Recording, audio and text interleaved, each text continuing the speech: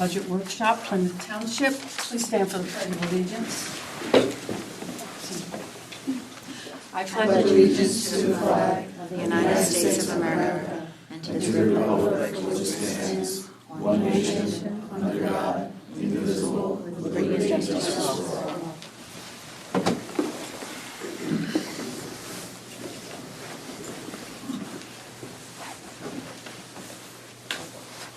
Okay, first order of business is the, well, before we get to the actual budget, although this is a part of it, is voting on the Harmonville Fire Company loan. The loan documents were provided to us with our budget materials for tonight. May I have a motion to approve the Harmonville Fire Company loan? So moved. Okay, motion by Mr. Whitney, second by Ms. Vizio. Do a roll call vote. Mr. Whitney? In favor. Ms. Vizio? In favor. Ms. Leonard? In favor. Mr. Nelson? In favor. And the chair votes in favor. Next, the other loan documents that we have. I saw the pictures on Facebook. Looks great, the people up in Wisconsin looking at the new truck. This will be the Plymouth Fire Company loan. May I have a motion to approve the Plymouth Fire Company loan documents? So moved. Motion by Mr. Nelson, is there a second? Second. Second by Mr. Whitney. Take a roll call vote. Mr. Whitney? In favor. Mr. Nelson? In favor. Ms. Leonard? In favor. Ms. Vizio? In favor. And the chair votes in favor. So should have done any discussion or questions. We've been at this for so long, so I didn't think I didn't have any questions. Good, thank you. We're back up. All right, next on the agenda is for the actual budget workshop, presentation by Harmonville Fire Company. Good evening, council members and township manager and everybody else who's here. So as part of Harmonville Fire Company's proposed budget for 2025, as you can see, we're only asking for a little bit of an increase, and that increase is to cover the wage increases for cost of living for our career staff and to cover the additional workers' compensation that went up for those career staff members. We feel that we're coming in with a pretty tight budget, but we are manageable at this point, the budget request. Anything obviously more that you guys could give would be beneficial. I would look for that more in the capital funds for an increase, because as you know, things are costing more and more.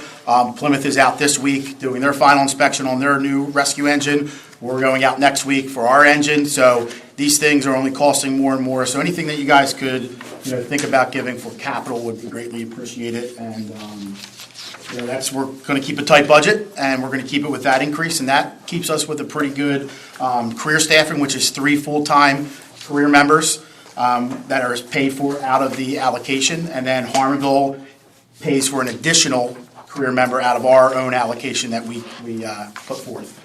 So we have 4 total during the daytime, which suffices what we need to cover during the day. So if there's any questions on the P&L, Dave will answer any questions on the P&L. How you guys doing? Hello to old faces and hello to some new faces. We're going to make this quick and sweet unless you guys have any questions, and we'll be able to answer whatever you guys have. What's up there? Yeah, that's right. John basically hit on everything on the first page. Like you said, we're asking for a slight increase this year. It's not as much, just to cover the employee cost of living and the workers' comp.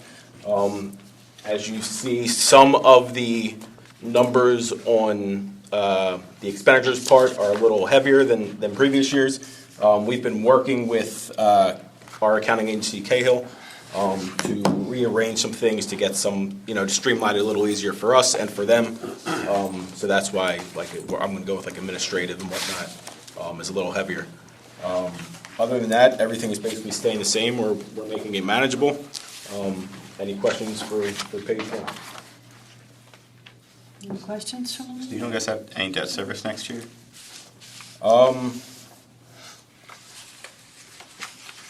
Not that Cahill. Yeah, because the rescue's done after this year. Okay.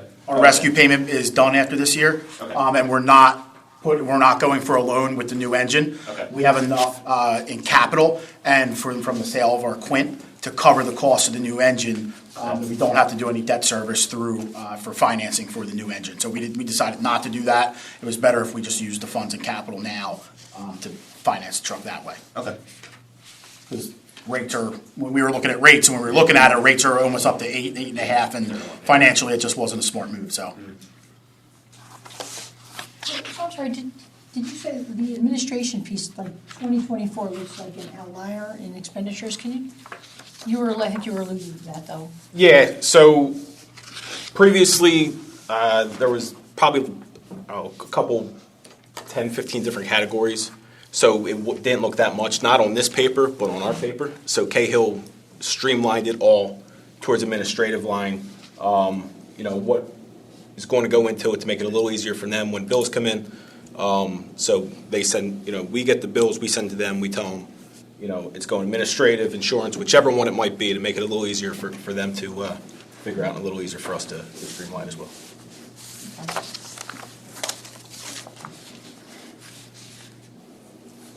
Anybody else? All right.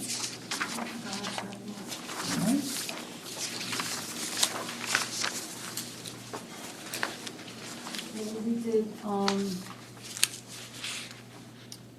we did Plymouth Fire Company once. Yes. If there are any other questions I can answer before I go home, I'll be happy to, but We can work with capital expenditures, yeah. Yeah, no, that's fine. Yeah, I was just on page 1. Yeah, we can just hit on our capital expenditures real quick if you guys don't mind. Our next 2025's plan, our 5 and 10 year plan. Obviously, the big one for next year is our Station 2 replacement.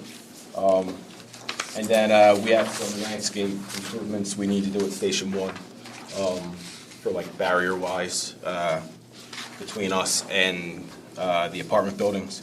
Our 5-year plan is pretty self-explanatory, redoing the engine room doors at Station 1 and the heaters in there, and possibly resurfacing the parking lot. And then in 10-year, some HVAC upgrades as well as some interior upgrades for our main station. That's the station on Butler Pike. Station on Butler Pike, correct. We shouldn't have to do anything to the one on Germantown, hopefully, a long time. Once this one is, It's leaving us. It will be leaving us, it'll, yes. yes. And then the last one is just our joint apparatus replacement plan. Between us and Plymouth, as you can see, they have a new squad, we have a new engine coming this year, and then everything else falls into line. We did reduce the fleet by 1 this year by getting rid of, we sold our Quint. We're not replacing that, we're replacing our engine. So that's going to save us in the long run, maintenance-wise, and for the cost of a truck. That's, if John has anything else he wants to hit on regarding... No, as you guys see, the capital improvement stuff is really just the maintenance of a firehouse, maintenance of the engine room, the doors. This year, we did undertake another big capital earlier this year was where we put the bunk rooms into our main station. So that was officially occupied as of January of this year. So we have 4 members sleeping in at nighttime out of the A station, and then we'll be able to flex that to the B station to have coverage up at this end of the township as well once the new station is built. Obviously, that was one of our big prerogatives, is to have staffing at both stations at nighttime to make a faster response at 2 o'clock in the morning with volunteers at home. So rather have them at the firehouse. So you'll see that was a big one that was done this year. And the other stuff here is just really just maintenance of upgrades that need to give heaters go, air conditioners go. So.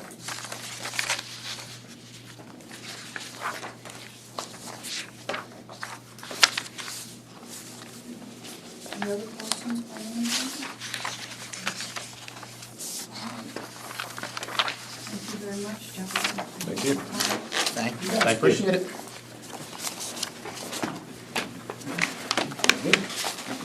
have a great night. We're going to head to training, so. So you guys, thank you again for tonight. Appreciate it. Meeting night. Good night, everyone. Thanks again. Appreciate it. Behave yourself. Okay, we have anyone from? Come up here.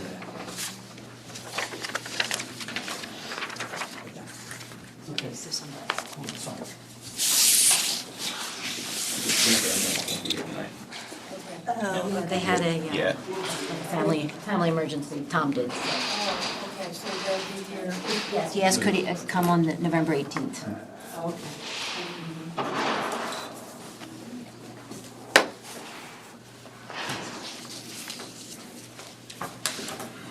So I think we'll move on to Public Works, page 6-1.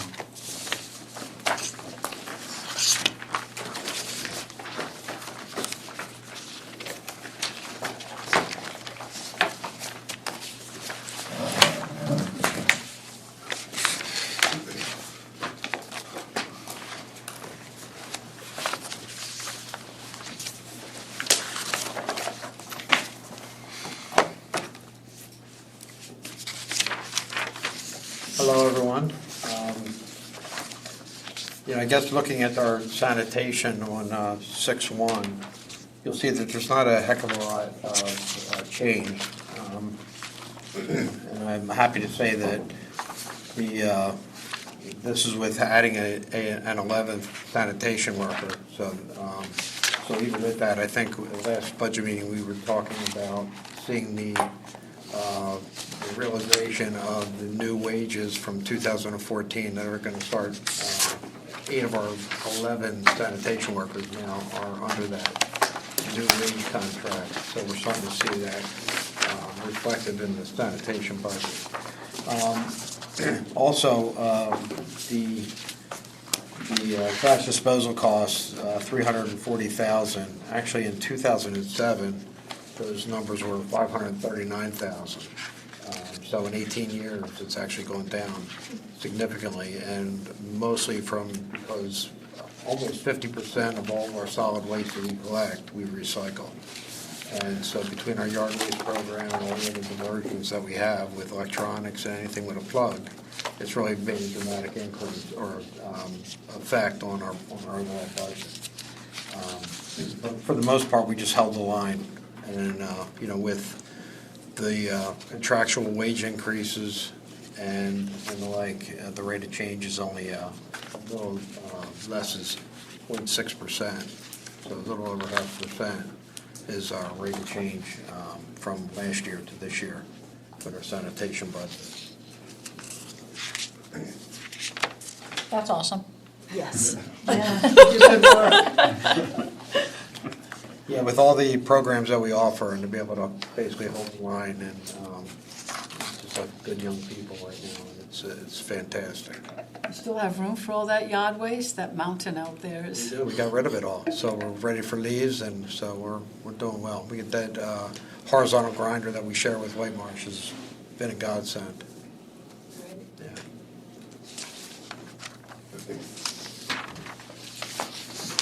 Any questions on sanitation? No, looks great, thanks. Thank you. And honestly, the rest of the storm sewer maintenance basically held the line. The storm sewer maintenance added $10,000 because we're doing all of it in-house.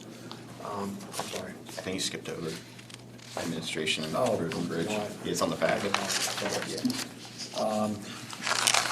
And again, looking at administration, for the most part, everything, we basically held the line.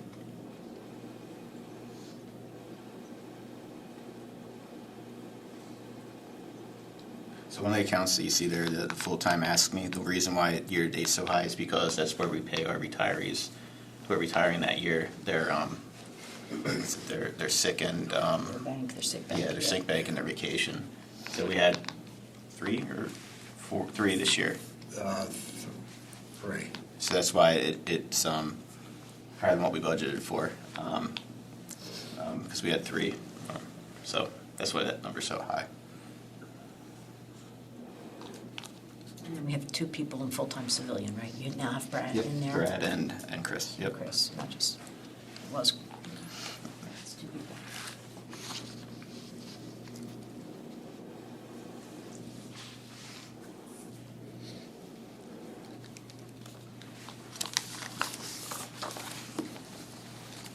Any questions with administration?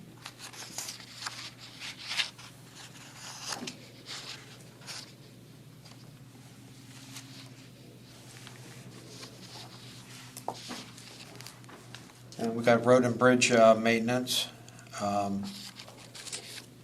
Again, we reduced the, you'll find that like where it has full-time ASME, it's basically where our men's salary is, men and women, is allocated. So depending on like all these units, whether it be storm sewer maintenance, it's kind of an educated guess of how much money we're going to spend in certain categories, whether it be leaf collection. Again, we won't do anything with leaf collection until October and November and December. So, but again, that's just basically taking the wages and allocating them where we think they're going to be, where they're going to be most needed. And we try to use the Highway Aid Fund, our liquid fuels fund, for most of our highway maintenance.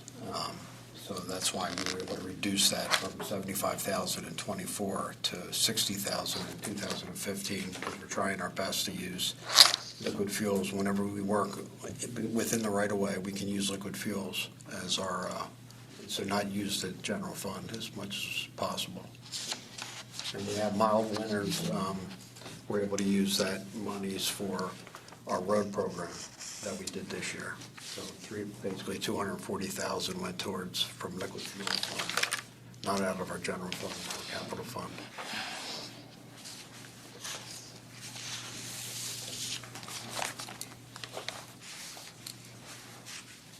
And again, moving on to storm sewer maintenance. And again, you'll find that storm sewer maintenance, street signs and markings, street cleaning, and all the like, basically we just held the line.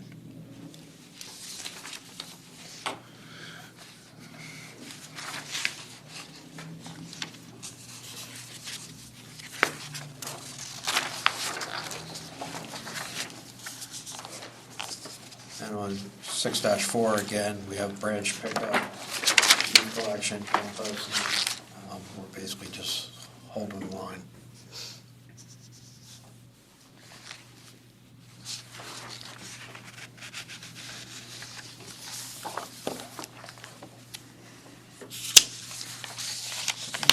You don't use as many full-time employees, because now the leaf collection is done by one man in the parking lot. Well, you used to have three, right? Right, we have 3 units that, the swap loaders, so we're trying to buy versatile equipment that are multitasked.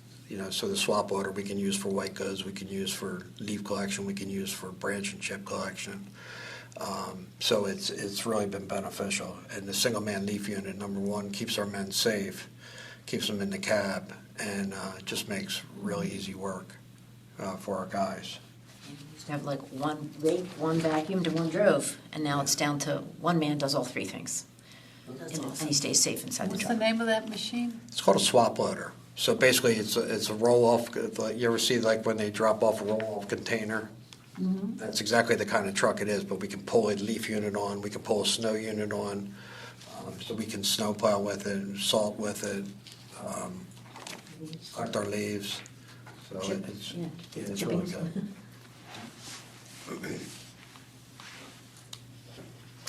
You'll see with maintenance and repair of public works equipment, really the vehicle and equipment repair parts, and as a testament to our great mechanics.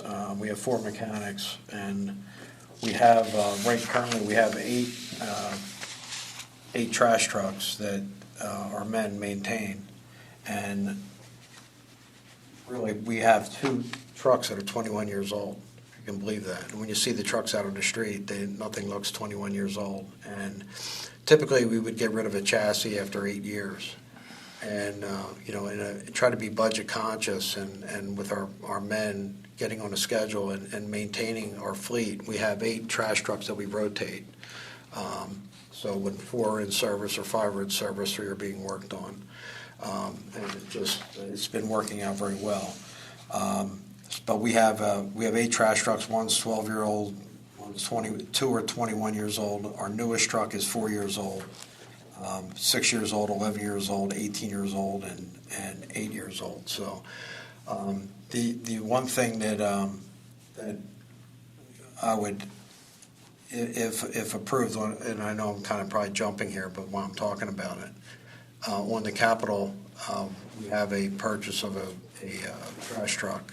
And we had one ordered in '23, early in '23, and it's on the '24 budget that we haven't received yet. And again, because of supply chain, I think I told you last time with the swap order that we got with a grant, we ordered that in '21, we still don't have the truck yet.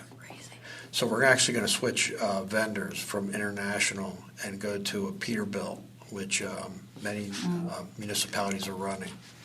And but the question is, it's $250,000 for the trash truck, and if we order it now for the '25 budget, you don't have to pay anything. But if we order it now, number one, we'll save potentially about $20,000. If we let it go to the new year, then we'll lose that. We'll have 25 rates instead of 24 rates. So the trucks take so long to get, and by putting an order in now, we'll hopefully get it within the year. Peterbilt kind of guaranteed us that it's much better than International, so they have trucks available. But and out of that, we'll probably put on Municipid 2 of the trash trucks, and we get top value on those because we maintain them so well. So out of that 250,000, probably 60,000 or more would be covered with the sale of the 2 trash trucks we're getting rid of. But I guess I would just need approval from council if it's possible, if you're able to give us a go-ahead to order that truck ahead of time. They were pretty much listening to budget requests, but what's the difference in price? Did the fellow tell you? Does he have 25 pricing yet? Yeah, well, they said it could go 10 to 15% in 2025. So, and it gets us on the list. We can get it sooner than later. If not, we could be a year out again. And how long is that quote good for? Did they tell you? Good till You have to know. November. First, 30th? We're on First. the- yeah, Friday is the first. I'm Yeah. not sure of the date. Okay, yeah, I don't mean to put you on the spot, but I'm just saying, I don't know if council was prepared to, Yeah. It's up to, you may take action, but they're still trying to gather all the departments' Understood. requests and then try to, make those judgments. These sessions were pretty much just listening sessions and then making their decisions when they get all the departments rolled up together and know what every request is from every department, and then be able to, balance as best they can. But, so that's why I ask, can you find out, like? I can. Okay, and I can always let council know, they'll have another meeting, they have a workshop, on the 6th, and they have a regular meeting on the 11th, if that's still okay or not, like, Yeah. Okay. Did you say it'll save about $20,000 on the trash truck if you order it on 2024 rates rather Yes, than that's what 2025? yeah, between 10 and 20 they Oh, 10 told and me. 20, okay. Yeah. $1,000 or percent? Dollars, 10 to 20,000. $20,000, okay. And then you would take one out of the capital for 2025 that you had scheduled. You move that to 24 then. You wouldn't ask for 2 next year then. Wait, say again? So then the one that you want now, we can take that out of the 2025 Yes, budget ask, because you would only ask for 1 next year then. yes. Okay. Yeah, it would be out of the 25 budget. You get 2 for next year, then we're just gonna swap that out. Yeah. I'm sorry, Chris, can you say again what the cost would be? And then if you sell the current, you said you'd sell some on Municipid so that there'd be Yeah, so, really a differential. Typically on a trade-in, we get at least $25,000 to $30,000 for a trash truck. Now, I just saw one on Municipid, it was a 2008 on Municipid, I got $59,000 for it. So Municipid's, you certainly don't get your money out of a trade-in that you do with Municipid. And Municipid knows that, the people that follow us know that we keep our trucks very well maintained and our cars maintained. So it certainly holds a higher value. And so, I mean, we could potentially recover over $100,000 of that 250. Back in, 2007, trash trucks were $140,000. Now they're $100,000 more, like everything.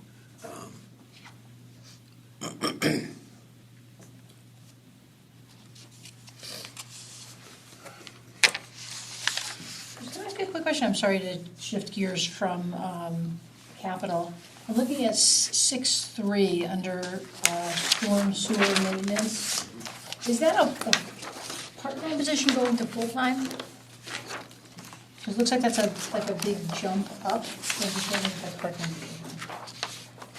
I'm sorry, say that. I'm storm sorry, sewer? under storm sewer maintenance, the full-time resource, it looks like it went from 30K to 40K. Yes. And again, that's just where it's out, where we allocate the money for. It's not necessarily a change in the wages, it's just kind of showing. So basically, we have some very good, young, talented, young highway guys, and they're starting to do their own. We used to farm the storm sewer out, but this year we didn't. We did everything in-house. And so that's the difference. We're spending more time doing storm inlets than we ever have. So they take all the wages, like of all the highway guys, and divide them over these different categories. That's correct. That's, it's not one man, that's not Joe or Bob. It's still the same, you're taking the wages are the same, but just putting, the allocated, Spread them out. with leaf collection, branch collection, storm sewer, how much time are we spending in each one of them? So the money doesn't change, it's just where it's being allocated. So like all sanitation, those 11 guys, they're all in sanitation department. But the highway guys, today they might be doing leaves, but, in the winter, they're gonna be plowing snow. And then before the rainstorm, they're gonna be doing the storm sewer maintenance or rebuilding inlets. So, each day, don't they, when they do, they kind of check in what they're gonna work on each day? Yes. Is how they know where to budget their salary for that day or that week. This week I was in the leaf machine or the street sweeper, like all week, then that's where my, I'm gonna clock in my time to that sub-account, So we kind of keep track of where the guys work, throughout the day, the week, the month, the year. So is it possible just to know, like, what the overall, like, when we talk about, like, increases for full-times, like, is it across the board, does it average, like, 4% or 7%, or, I mean, knowing that it's allocated based on different. That was their contract. Yes. Right, okay. So it's. Okay, so this is just how it's allocated, it's not an additional. Oh, no. Okay. It's okay, just how, thank you. it's how they, yeah. I got it, thank you. Yeah. Yeah, just when I saw the change, it looked like it was an additional. Right. Like, They're gonna spend more time next year doing their own Storm, you're right. inlet boxes, maybe than something else, because when you add all these up together, it's gonna equal like the 6 highway guys. Yeah, and I hope you don't think I'm challenging, I'm just trying to understand, I'm just trying to understand the budget, so it's not a. So it is confusing. Just see me trying to do payroll.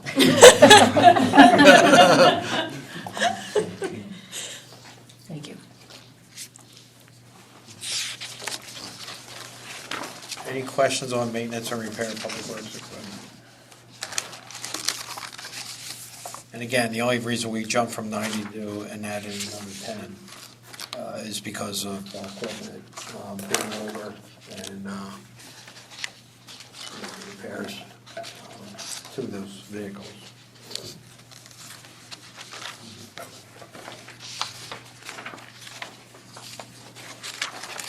Well, you can see all the roads that are getting paved. So it was a Big favorite. road on there. Yeah, we're almost coming back to where I started, in 2007, so we're kind of rolling around, it's hard to believe.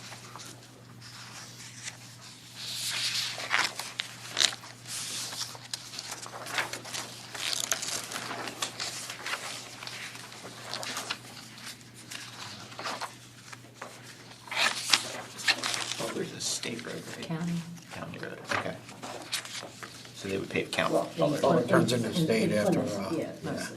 Mostly South county. Jock at Okay. Fayette Street at North Lane. Okay. It's a little bit state influenced, but the most part county, yeah. Okay. I'll just My area. It's county, isn't it, out through Whitby? Should we move on to Highway 8? That's on pages 13. 13.3. So I can go over 13.1 very quick. It's the revenue. Pretty simple. It's what the state is. So this year received $479,000 from the state liquid fuels money. Next year they're projecting, they gave us the budget amount of $472,000. I believe they budgeted that off of how many miles are in the township. Yeah, it's about fuel tax and mileage and population is how they calculate it. So that number for 2025 on 13.1 is from the state.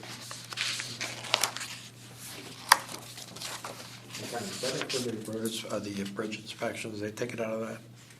Yes, they do.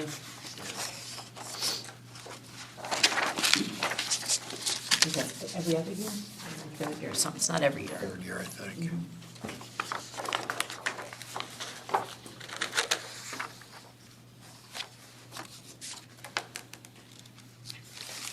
And again, Highway 8, really no change. The only difference is equipment greater than 5,000. And the equipment replacement repair, it's basically to outfit our trucks with 3 snow plows and a salt spreader.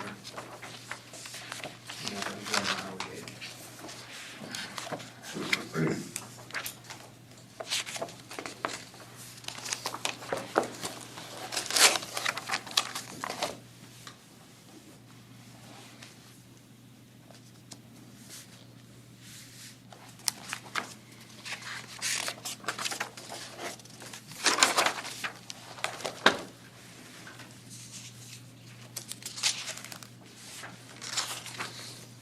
What's the projection for snow this year?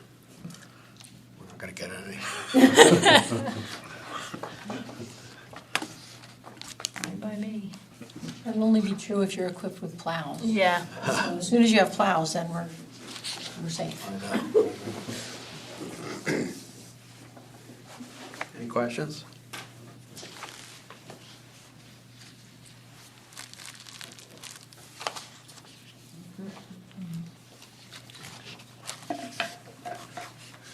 Thank you. Okay.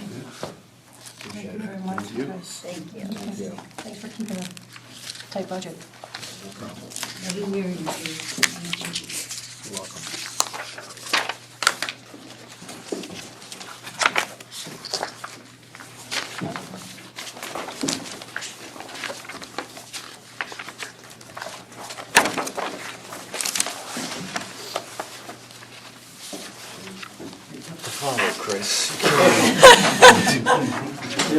Bye. Thanks, Chris. I cringe every time you said I'm holding the line. It's like, You could say, you're holding the line, John. I know. We'll be I done. wish I could. We'll be done. That put me after somebody else next time.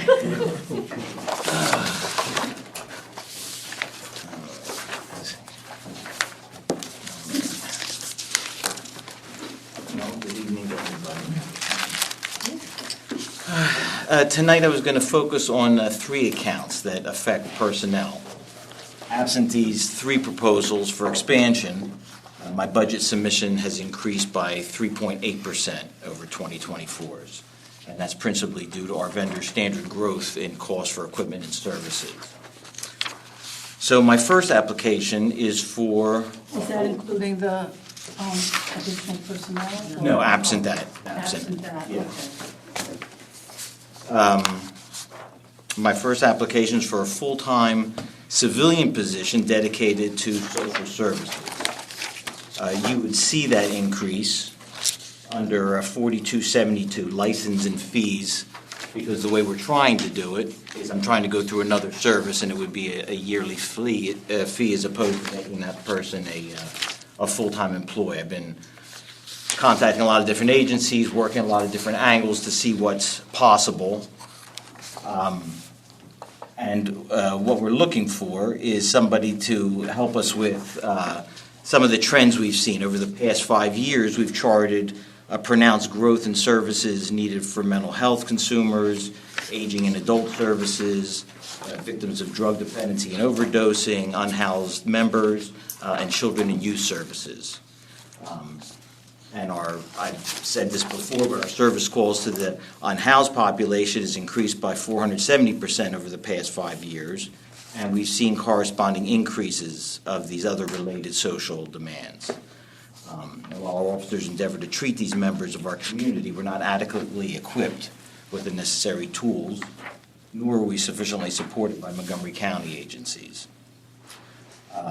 Two local agencies that have had a lot of success in addressing these concerns are Lansdale and Lower Providence. Lansdale utilizes Merikey, which we looked into. Unfortunately, they will only do a full-time position, and they will also charge us for pension contributions, health benefits, so the figure was $100,000 as opposed to the $60,000 that Lansdale was using. Lower Providence has a full-time social worker that's an employee of theirs. Now, while these specialists allow for a much more effective response to the social ills that we're seeing, it still requires a coordinated police response, so I still need officers to assist and take part in this. What I have found so far, which is going to be my suggestion, is the Lincoln Center for Family and Youth. They're out of Audubon, and they actually drew up a contract for us just to take a look at for a part-time person, 25 hours a week, 48 weeks of the year, for $60,000. I have budgeted $80,000, which I'm still asking for because I don't know what route we're going to take here. We have a grant a federal grant with the Bureau of Justice right now, and it's been closed. We've already applied, but they haven't made a decision on it yet. And if we get that grant, it could pay for this position for this year, but I don't know. And how many hours would the part-timer work? This would be a 25-hour-a-week position. It's still something that we're talking with them about to try and get a better feel. Sometimes they respond with police. Sometimes, like in the case of Lower Providence, they're there at their station, and that's where they stay, and then you bring people back to them. So again, you have to figure out what's the best way to utilize them. Am I going to have them riding with a police officer the whole time? That might be tricky because they have other calls to go to. So it has to be a discussion of what works best.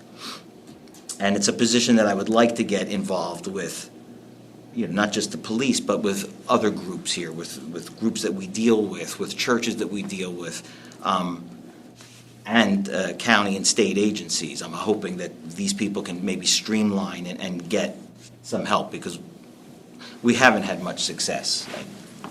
It's just the county doesn't have it for whatever reason. It's just not happening. Oh, I'm sorry, did you say this is part of 4272? Is that where that is? 4272, because in this case, if we go this route, it would be a yearly fee Got it. as opposed to an employee here. Okay, thank you. 4-7 has a breakdown of 4272, or Sounds pretty good. Yeah. Oh,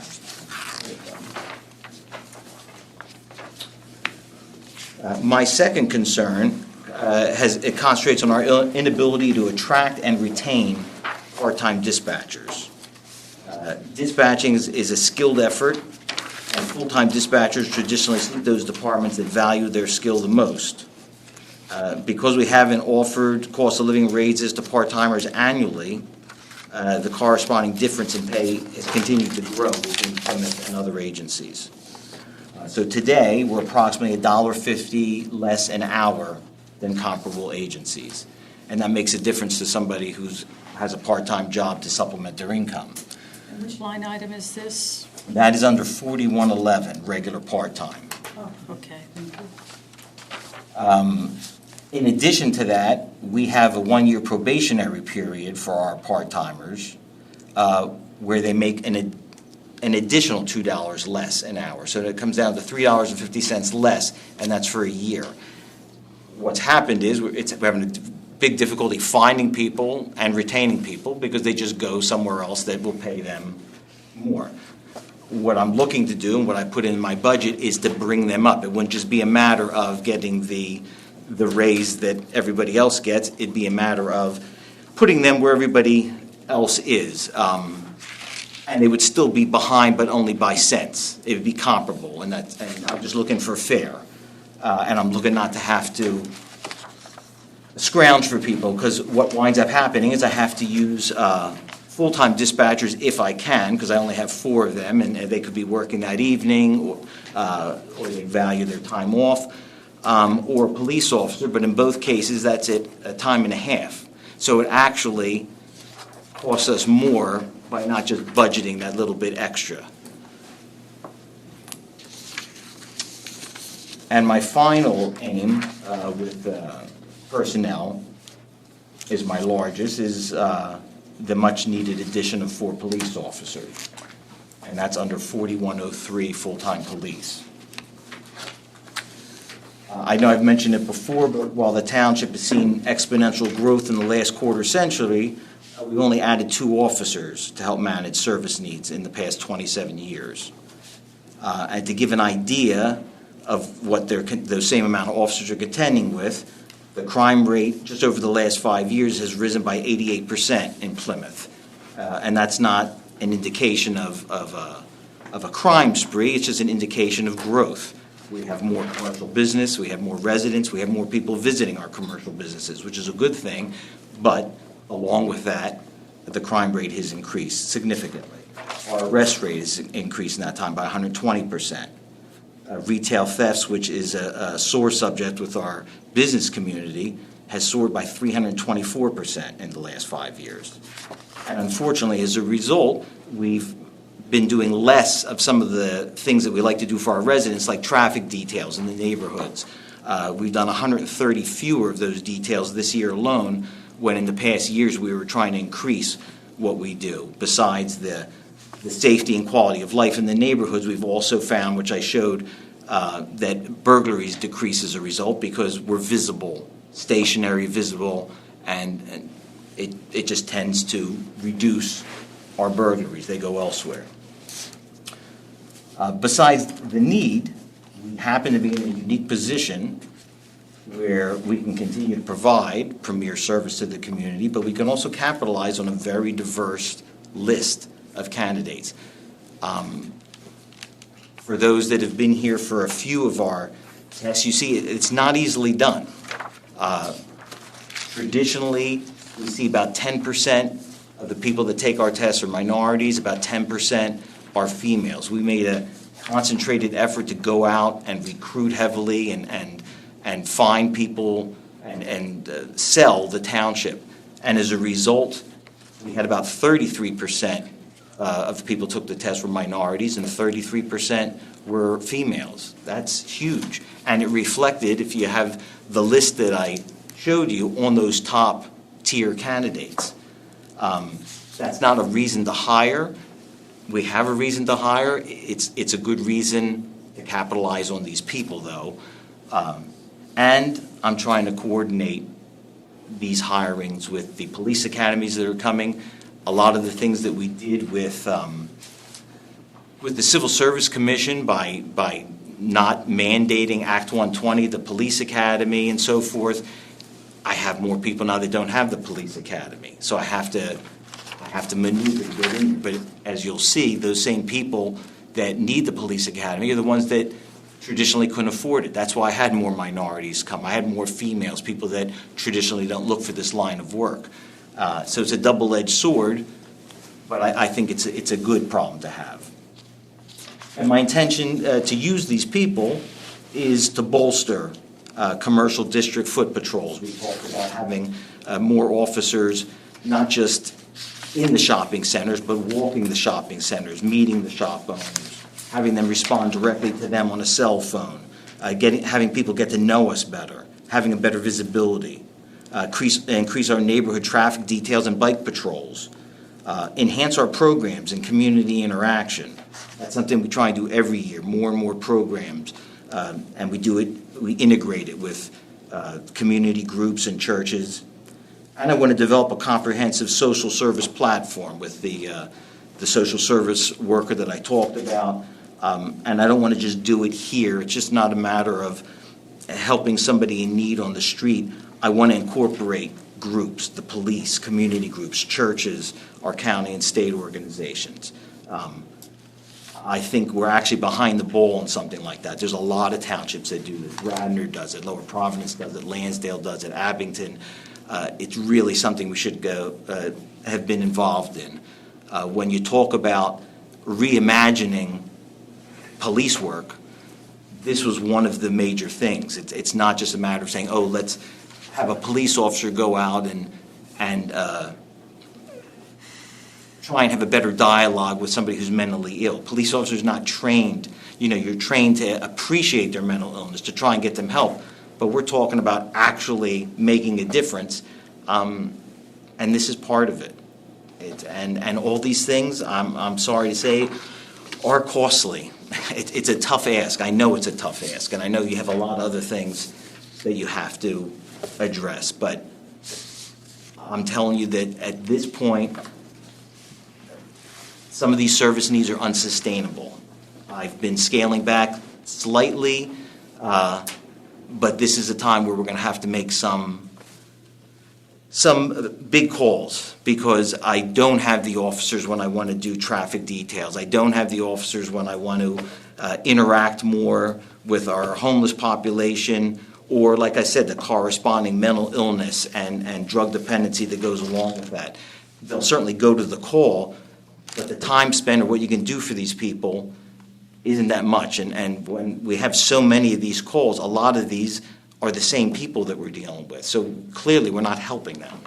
We're answering the call, but we're not helping them because they're right where they were to begin with. I just thought I would address real quickly some of the major jumps that you might see here, if you have any questions on any others. We already talked about regular part-time, 4111. You see that went up by 44,000, an 82% increase, and that was for the extra people that I asked for. Photo lab and ID. The reason that increase is I talked about programs. I've added community events, 2 new community events. Every year we look for something bigger and better and more inclusive.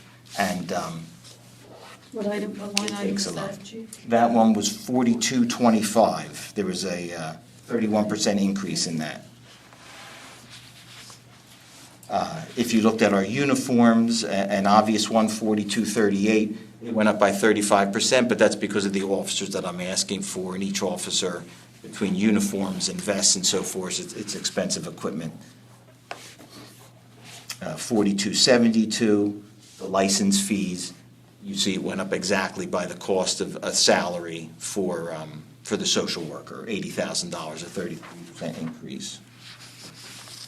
4275, vehicle equipment went up 52%, and that had to do with a canine car that we had to get, that there's more to those with the inserts and so forth for the dogs, and also an additional car to compensate for the extra officers to keep the fleet up. So that's 2 new vehicles under 4275? It's actually, I put in for 4 new vehicles total. I usually put in for 3, 4, or 5, depending on where we are. I think last year was 3. Okay, it was 3. This year, we did the 3 again, and then we added 1 because of the extra officer. They pretty much get run 24 hours a day, at least the main cars. I do have a small amount of spare vehicles that we can filter in there, but when the vehicles are down and we have to send them out, and unfortunately, I don't know why some of these vehicles are so bad. I mean, that has nothing to do with where we're buying them from. It's Ford and it's Chevrolet. You know, we'll have them for a couple weeks on occasion, and the engine goes. So we're constantly using spare cars, but it has to be run 24 hours a day for the most part. Civil service expenditures, which is $44.50. That went up by 44%. A lot of that increase was a lot of the recruiting that we did, a lot of advertising, a lot of social media advertising. It made a difference, though. I think I'd mentioned before we gave a test the same day as another agency. we had 450 people applied to our agency, the other agency had 30. So these things cost money, but that's why we're spending the money. 4460, the training went up by 100%. That's to accommodate those people that have to go to the police academy. There's quite a few in that top tier. And then 4742, vehicle purchases, that was the cost of the extra vehicle. That's why that went up by 50%. And that's, I'm sorry, Chief, can you say that again? So that's one K-9 vehicle and 3 other vehicles, 4 in total? 4 total vehicles, yes.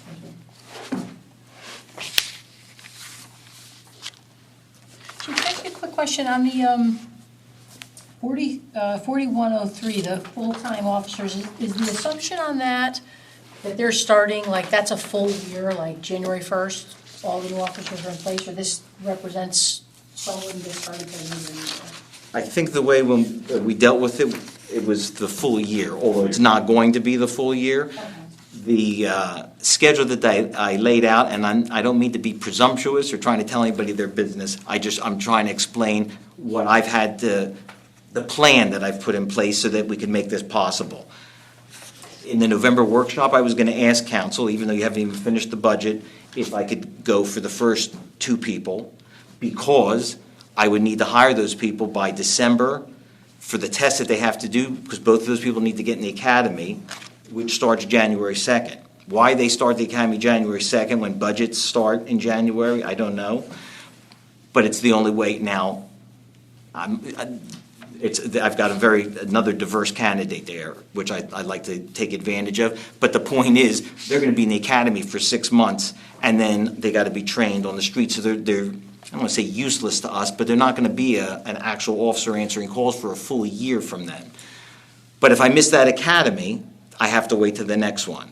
And I can't just jump over people for no reason. I've gone over this with the solicitor before. Mm-hmm. I was going to come back to you the next month and say I wanted to hire the next person in January because he's a police officer. I didn't need to get him beforehand. I was going to come back to you in May to get somebody, or in April, to get somebody into the May Academy. I have 2 officers that have told me that they're going to retire in January and in June. So we're talking about 7 people total if you were to entertain my addition of 4 people. And I have to make that work with when the police academies take them. Otherwise, there's a very good chance that they won't be available. I can get other people. They're not going to be as good. I might have to give another test. It's just the shame of it is we have the top people available, and this number 2 person has already turned down another top-tier agency because she didn't like the way that they treated her when they told her that she needed to withdraw from us if they wanted to be there. And she appreciated the way that our agency had treated all the candidates, and it all has to do with a culture, and we're attracting those kind of people. Why not take advantage of them? But it's going to be coming fast and furious, and the answer might be no, I get that. But I just want to explain that I'll be asking before you probably have even made a decision. And whatever it is, I'll work with it, of course. But I just wanted to explain that. I didn't want it to seem like I'm, insisting, because I'm not insisting, I'm just explaining. But once somebody starts the academy, even if it's, say, January, but they do get a salary. They're on salary. They're on our salary. Yeah. Okay. Now, we do get some grant reimbursement if we can apply for that, but. Well, we do, right. We have 45% of the academy we get back, 75% of their salary, and we put in for that for the last 2. And for those people, for the 2 people that I am asking for December, so that they can take the test that the academy requires, I do have that money in my budget, and then some, because of the people that have retired. I've made sure that I have their salary, so they would have that. But salary and benefits start right away. Well, Right. first day So they we get a full complement get now? hired. We will have a full complement with this gentleman that we're hiring in November. He replaces, Approved right. recently. And the numbers that you give of the increases, does that include their salary and their benefits? It's just salaries. It's not, So it's not their benefits aren't in health the, and pension and all that other No. stuff? And so does that get reflected anywhere? How much? not in my budget. Not in his budget, in health and welfare. In health and welfare, gotcha, okay, thank you. Another fund. And how many officers will be retiring in 2025? One has told me he's retiring January 17th, and another one told me, he didn't tell me the exact date, but he said in June. Both of these officers are already in drop. They're not going to finish drop. They've decided that they're ready to go. So those are two officers Will those two officers in 2025? in 2025, yes. Have they put it in writing, or are they just in They their heads? haven't. They're, And I try not to, I mean, I've asked, but I don't pressure anybody. But so far, the other officers that have told me, the last couple, have kept their word. okay. How did you come up with the number 4 for a number of new officers? I'm asking for 4 additional officers besides those that retire. So that would actually be 4, plus those 2 is 6, plus the one that we're hiring now, which is another replacement. 7 new officers, but 4 of them are officers that we would be adding to the police department. So I would be going from 48 officers to 52. What I would be doing is adding an officer to each squad, and then I do have some other movement. I wanted to add somebody to highway patrol because as I said, we're down 130 of those traffic details. I need people on a power shift because we have so many arrests, we have so many arraignments. I need help in transporting people back and forth to the prison. I mean, to give you, I know I tell you this, I don't mean to browbeat you with this information, but to give you Well, a. That's good, because I don't really I don't really know it yet, so But it's the- information I don't have. To compare us to just the people right next door to us, White Marsh, Whitpain, those are larger townships with more residents. White Marsh and Whitpain each have 100 to 150 people they arrest every year. We're on pace for 1,450 this year. We're a smaller area, but we're highly commercial. It takes a lot of resources. It's not as simple as it used to be. The paperwork, the computerization, the new bail reform where every single person that from a misdemeanor 1 and above has to go to the prison, has to get arraigned. We've been number 2 in the county since they instituted that behind Pottstown. Of 50 or 52 agencies, we're consistently number 2. That's a lot, especially when you compare us to Lower Merion, who has 140 officers, or Cheltenham or Upper Merion. It's a lot going on here with a lot fewer people, and it has been for a long time, but now the numbers are climbing. So Chief, it sounds like the 4 officers, I mean, thinking about like what additional services they would render. I mean, you shared it would bolster foot patrols around businesses, bolster some of the neighborhood patrols. It sounds like just managing some of the sort of like logistics and paperwork, post-arrest. I think you mentioned additional like community-based programs. I guess what it would do is it would allow us to keep doing that. What we've done in the past is we've done those things, but now I've gotten to the point where our officers are reactive as opposed to proactive. They don't have the time. When I tell people I want certain details done, it's even difficult for me to get people on overtime because they're getting tired of they want their time. And I can appreciate that. It's not an emergency. I'm not going to push them. If you use this year as an example with elections and all, there's times where I've got MIRT officers, which is crowd control, that they go within the county, that they go to Philadelphia to help because we get that help back. SWAT officers, they're doing so many of these extra things as it is, I can't get them to do this.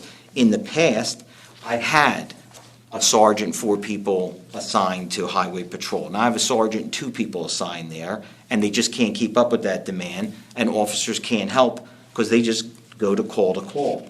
So what I want to do is put more officers answering the calls to free up those specialty units to do this kind of stuff. So it's not like I want an officer so that he can, do a foot beat. I want to allow the person that I've had do foot beats to keep doing that instead of saying you just have to answer calls. I don't want to be that kind of community. I don't think any of us do, because there are some communities where that's all that they do, is call to call to call.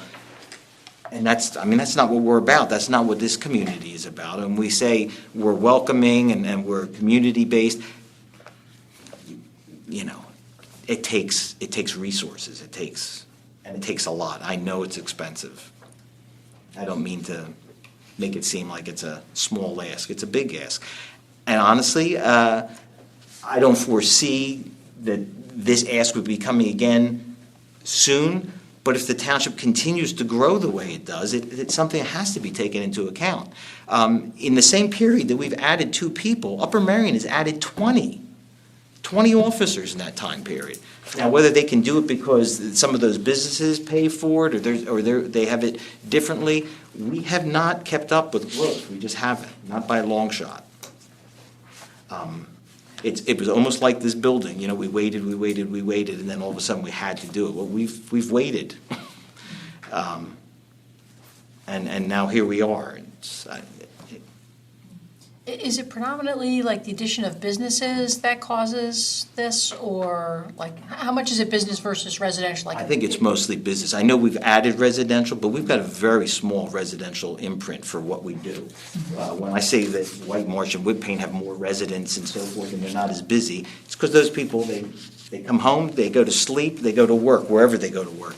The thing is, most people are coming here to go to work, or most people are coming here to shop, which is a nice thing. I mean, but that's why our streets are congested. That's why our businesses are full. It's not a bad thing. Even when I showed that the crime rate has gone up, it's not because it's dangerous here. It's not dangerous. We just have more stuff here. So if we have 100 stores as opposed to a place that has 10 stores, sure, we're going to have more crime. Not because it's more dangerous, just because we have more stuff and more people come here. That's all that it is. So it's mostly a transient population? Oh, that's it's just coming absolutely. into, It's a 500,000 a day transient population. Best Buy and Target? That's what we deal with, not the 18,000 that live here, the 500,000 that comes through here. They don't all stop here, but they all come through It's not our. long enough to shop at Target without going through the cash register. And even the mall has been getting, even the mall has picked up its business, which I'm actually glad to see, the way they've reinvented, they've changed, and I think with the residents that they're going to build there, that it'll pick up even more, but that used to be a dead spot and everything was at the Metroplex. Well, now we're getting quite a bit at the mall, which again is a positive thing. There's nothing wrong with that. It's just that it's hard to accommodate that and do the extras, and I truly believe that the extras are just as important. This isn't 50 years ago where it's just law and order and we're just, that's not what the police are anymore. And I think we've done a good job of keeping up with that, but we need some more to be able to continue to do it. Do the sergeants patrol with their patrols? They do. They're out there, they answer calls, but truth be told, there's a lot of administrative work that they have to do. This is not 50 years ago. There's a lot that has to be done. There's a lot that has to be reviewed.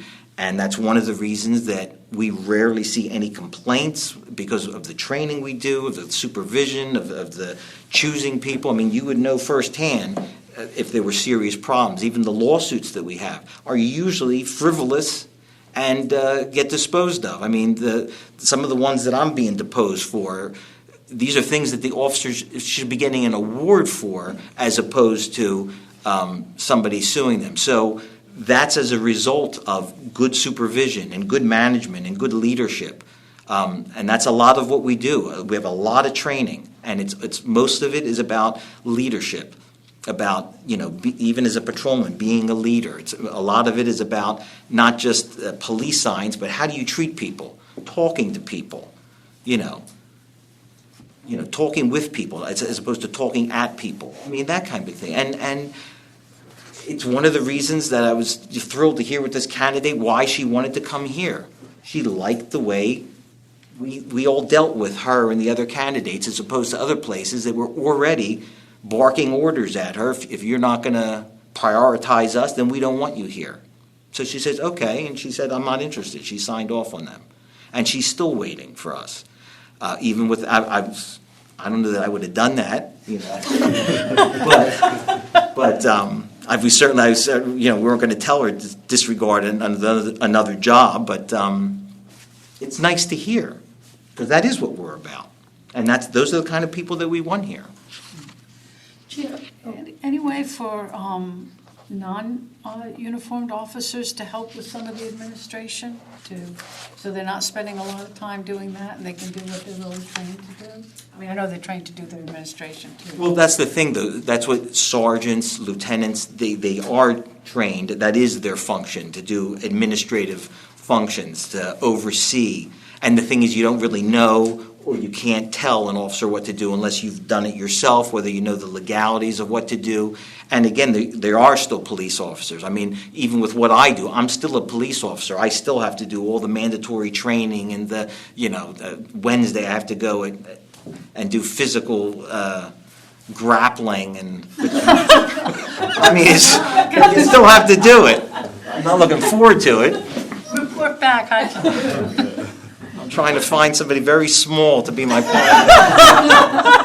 So now the positions that don't have to do it, certainly. With years ago, our records room, we had it supervised by a police sergeant. That was a waste of resources. Now we have a civilian person that supervises that. When we talk about a social worker, there's some jobs better done by civilian personnel. Our evidence custodian used to be a detective. Now it's a civilian person. So there are jobs that can and should be done by civilians. Sometimes they can do it better. It's not just a cost-saving measure. It's just that you don't have to be a police officer to do certain jobs.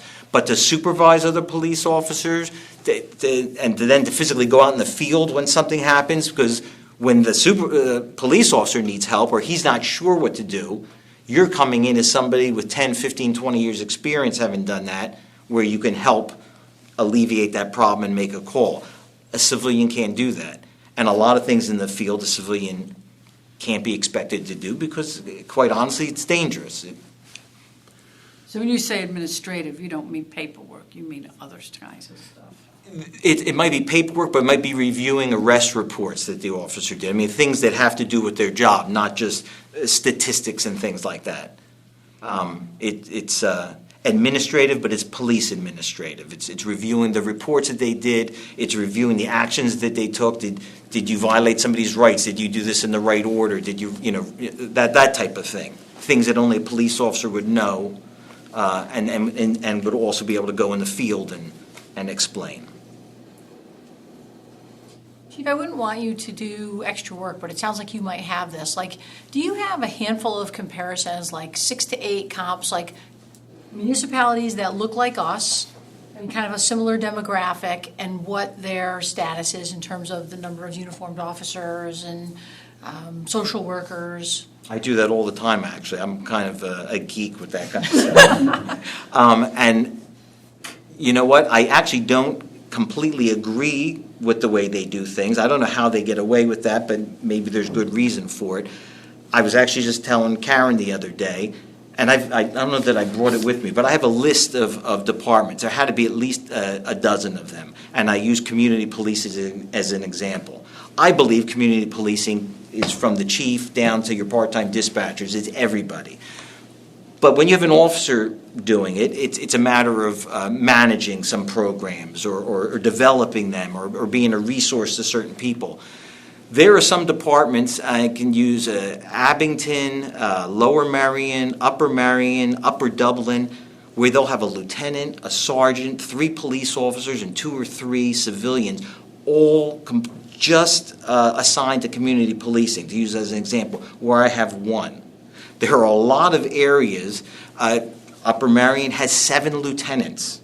They have a lieutenant for community policing, another one for traffic. That I find a little ridiculous. I think you're bumping into each other. I mean, I think the fewer people up top is better. A sergeant to help manage what you have. But even right now, we have sergeants managing 7 or 8 patrolmen. That's a lot. They say, 5 to 7 people is your span. And we're okay. But most of the people that we have are workers. We don't have overstaffed units. There was a time when we did. There was a time when we had a 6-man highway patrol unit. I shaved that down. There was a time when we had a Special Investigations Unit, who was doing plainclothes work and essentially was stopping people and arresting them for marijuana violations. I did away with that group because it went against what we stood for, and I thought it was a waste of time, quite frankly. That's not what we're interested in doing. So we shaved away a lot of these groups. I had mentioned before, my first 2 years, I shaved $650,000 from our budget. I got rid of units. I put people back on the street in uniform where I could. And then when we got things settled, we realized where we actually needed the people. So in comparison to other like departments, and there's not a lot of them, we're the fifth or sixth largest in the county out of over 50. We don't staff special units the way they do. Upper Merion has 15 or 16 detectives. I have 6. They have the mall, I understand that, but our numbers are higher. Our crime rate is higher, our arrest rate is higher, our arraignment rate is higher. So you have this huge mall, but the numbers aren't there. That's all I do is numbers. When I talk about evidence-based policing, I figure I can't argue with numbers. So that's all I do is, well, it's not all I do. I do a lot of stuff. One of the things I do. I got to be careful. But I do compare that because I like to know where we stand, what we're doing right, what we're doing wrong. And when I think I can steal something from somebody, like I saw Lower Providence had this, the social worker, and I saw, absolutely, I'm happy to borrow. When somebody has a good idea, we'll take it and run with it. So I was trying to get some idea of some of our neighboring communities, and I was actually looking at the ones that border us, so. And so I noticed that and it's 4 years old, Conshohocken had a operational and staffing study done in 2020, and I was looking through that, and they were comparing, and again, Conshohocken's changed a lot with all those new apartments and stuff, but they were comparing violent crimes, property crimes, sworn personnel per 1,000, all of that, and it was Conshohocken, Plymouth, Whitpain, Ambler, Whitemarsh. For those 5. And so there's some, 4 years, things have changed. As you say, the crime rate's gone up a lot for us. But there was some interesting comparisons when you get like around page 55 or so, and they start having the charts. And I have that. I asked for it. I have it in my office. And I have ours. We had one done in 2000 also. Oh, okay. Yeah, so, And it's, we have more violent crime. And property crime per 1,000 people, and as you say, it's because so many people come here Right. to work and commit. It's really nothing to be alarmed about. You go and you see the community we have. We have a beautiful community. It's a welcoming community. It's just the number of people. And since they don't all live here, you don't think about it. It's just the people that come through. And they're not bad people. It's just, it could be the person that's coming through could wind up being the victim, whether it's a car accident or of a theft or of something violent. It's just the number of people, the number of calls. That's all it is. And the most comparable township to ours is Upper Merion. I've even looked at places like Montgomery Township. It's nowhere close to what we do, or Upper Dublin or Horsham. They still don't hold a comparison.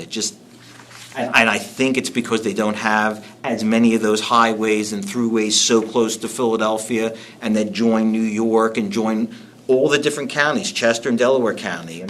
We have the last 5 X's of the Blue Route dump off into Plymouth. It's just the way we're situated.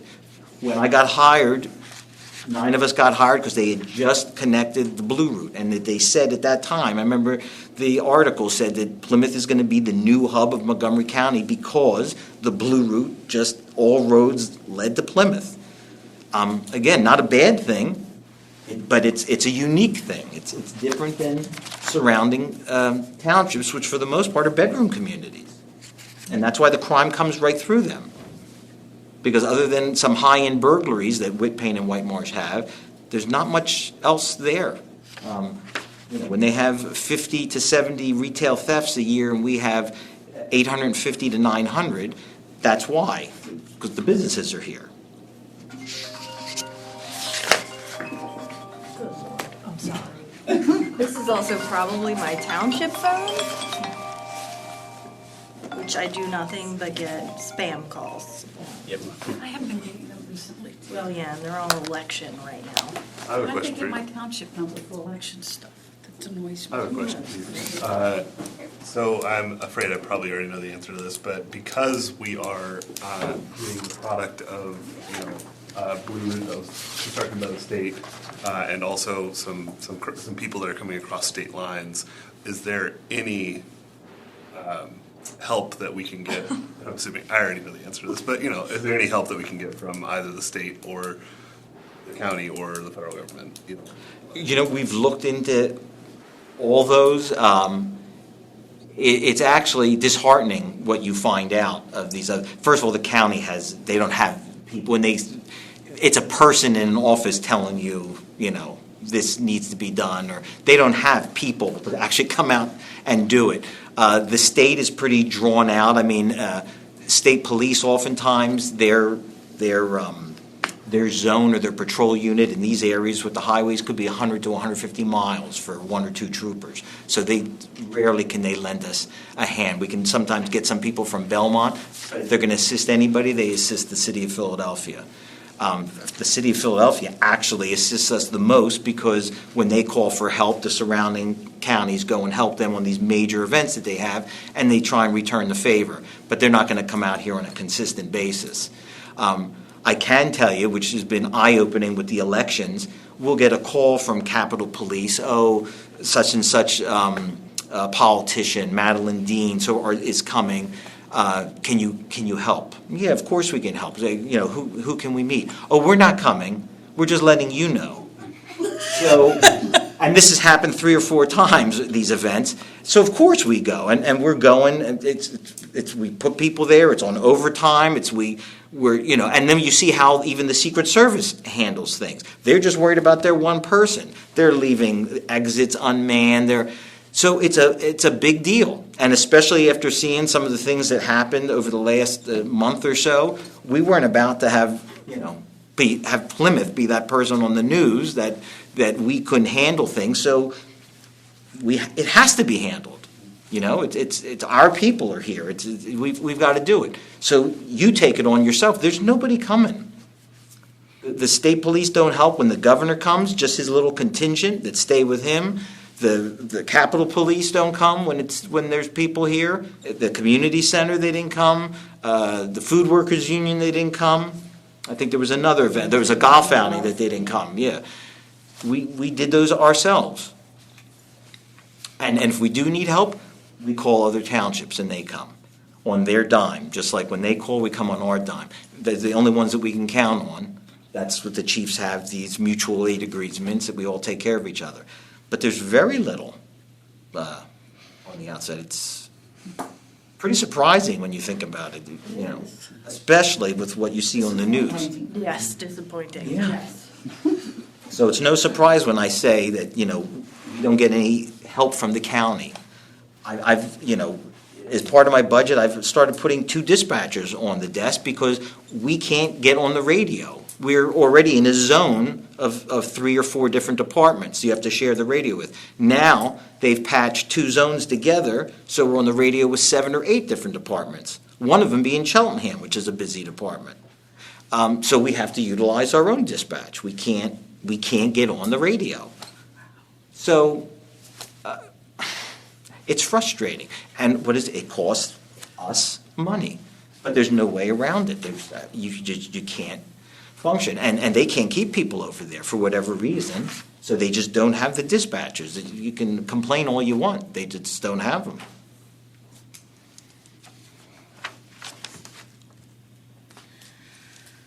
Don't you wish you had good news like with Chris? Yes. I feel like the harbinger of death. I wish Chris would come second. I really have to stop coming after him. Somebody's got to Change that order. just one time. Change that order. Yeah. With bail reform, you said so everybody has to go to Montgomery County and Lower Providence?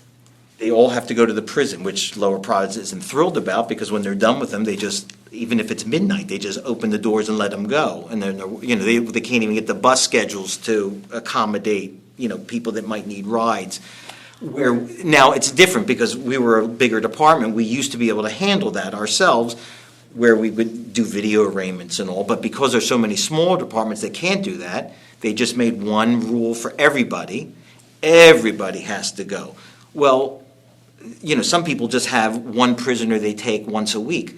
We'll have some days where we're going up there with 5, 6 people. That's why I had to get a van, because I couldn't send 3 cars up to the prison and waste all those officers. So we put everybody in a van. But we're doing it, almost every day. It's a lot. We don't do any video arraignment at all? No, you can't. You cannot now. All that equipment? I know, but that was another mandate by the county to do that. And now the new mandate was, that was part of the bail But reform. without giving us any people. No, and we, as the chief association, tried to push that. We fought with the county prison. And unfortunately, the county prison, they won't give me people. How can we help you? We did it with the sheriffs. No, we can't come to you. If we have to come to a small department that doesn't have enough guys, but we're not coming to you. So we have to transport, we have to do everything. It's no different than the frustrations that, other people have experienced with other county organizations over, the unhoused and with mental illness and with drug dependency. For whatever reason, I'm not saying they're bad people, they just either don't have the money or won't allocate it for that. It's just, you can bang your fist all you want. It's still in your backyard and you can't ignore it. You have to help people. I just had one other question. So when we look at the 2025 requested change, so there's an additional $885K. And you said health benefits were not included in that. Is there anything else that's not included in that we should be aware of that would be a part of the greater ask? Pension would be in there. Healthcare, insurances, Yeah. life insurance, LTD, benefits. Yeah. Yeah, those are retirement. terms. And All of pension. that. Would that be in the budget already somewhere else? Yeah, the health and welfare The health fund. and welfare? Okay. Okay, so Kellen, you would be able to give us, mush all that together and tell us what the total would be per officer? Yeah. That was a technical term, mush all that Do together. you want to get these out now? Yeah. Yeah, okay. I think.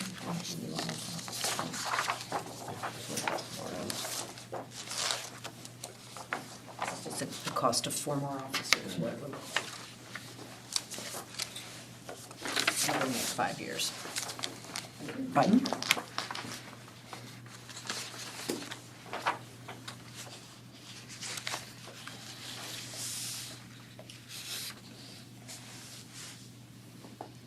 So it's basically another $1 million the first year.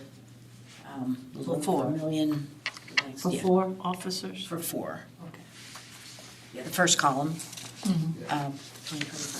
954,000 for 2025, but then these will be, these would be ongoing costs because unlike something you're just going to buy once, like, a photocopier or and we do buy vehicles over and over, so that's not a good example for you, but rather than just, something you're going to get one time, the employee costs are every year. And then with the increases that they get and the increase in all the benefits, you can see the number it goes up, from 950,000 in 2025 up to 5 years, 2029, over $1.3 million. Is some of the vehicle costs, though, already included in this budget? These are just the additional. That's just These are the additional costs if you get 4 officers. John says you're going to need 1 more vehicle. So this is 1 vehicle and 4 officers, and what it looks like over the next 5 Oh, years. so every 4 officers only requires 1 more vehicle?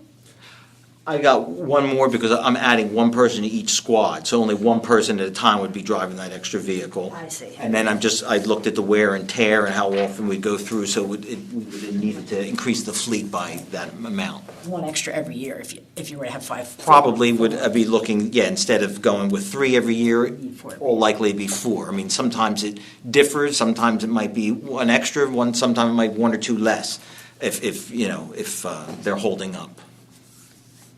And then you're retiring a vehicle down to. We always, yeah, I guess what we do is we see what other departments need, so we give the best vehicles that we can that we're getting rid of, and then we filter it down to other departments. They don't traditionally put nearly as many miles on it, so it would last them a long time. All but the K-9 ones. Yeah, nobody's thrilled with getting the K-9 car. Yeah, apparently, Why? they I don't mind, but I guess they said that you can't clean them, the smell out sufficiently. The doggy smell persists. I like dogs. Be that bad, right? You just get Yes, used to it. After a while, you Dogs, I mean, they're in there for 12 hours. They go sometimes? What's that? They go to the bathroom sometimes in there? or- Not, it's just that, you don't forget, they're working in all weather, so they're Yeah. wet, Oh, they're, yeah. they're tracking people in mud, that's, Technically, And it's it's a a- wet dog smell. It's also a lot harder to deal with dog smell when you don't have the dog. yeah. When you have the I mean, dog. I want the dog with the canine car, personally. They get them shampooed 3 times and people say, I still refuse to drive that thing. It smells so bad. A wet German Shepherd is nothing like it. Well, this is helpful to kind of see the whole Yeah. picture. Thank you. Yeah, Thank you yeah, for doing it's- that. Yeah. Yeah, so for like the healthcare, what I tried to do was, odds are they're not gonna come in, all 4 officers being at the family level, they're all gonna be a single either, so just try to get what the average would be, yeah, so something along those lines.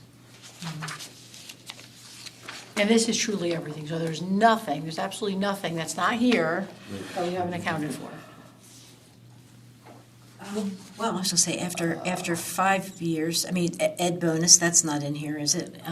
I did not put educational So, bonus in there. so the But you- officers, if they have an associate, a master's, or a bachelor's degree, they get extra money, so that's not on here. And after 5 years, they get. And after that, they get longevity. So, yeah, there's a few more things other benefits that aren't on here, but these are the big ones. I mean, for the most part. What's holiday trade? Are we talking? So, So for- oh no, so they, like- in Kellen's. They can trade they can trade in holidays for pay. They, because, let's say, on Christmas Day, our officers can't get Christmas Day off because somebody's got to be working.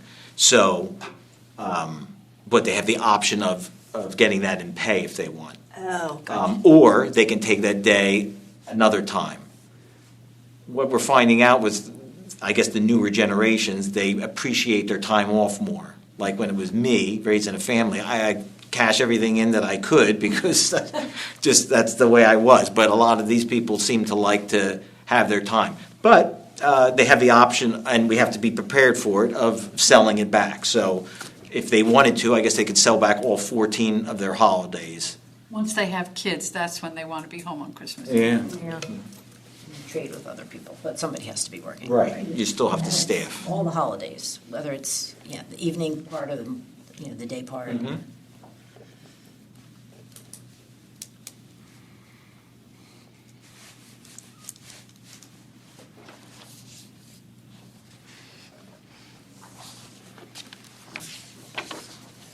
So where we can help, we do. Like I said, the civilian, I've got a Bureau of Justice grant waiting. I'm hoping to get that. For those that go to the police academy, we put in for grants, which we've gotten for the last 2 people that have gone through, where we get 45% of their salary and 75% of the cost of the academy back. I know that those are, when you compare to these numbers, it's small amounts, but whenever we can, we utilize as many grants as we can. We utilize them for the canines. We usually don't pay for them because we get grants for the canines and so forth. So what we can do, we certainly do.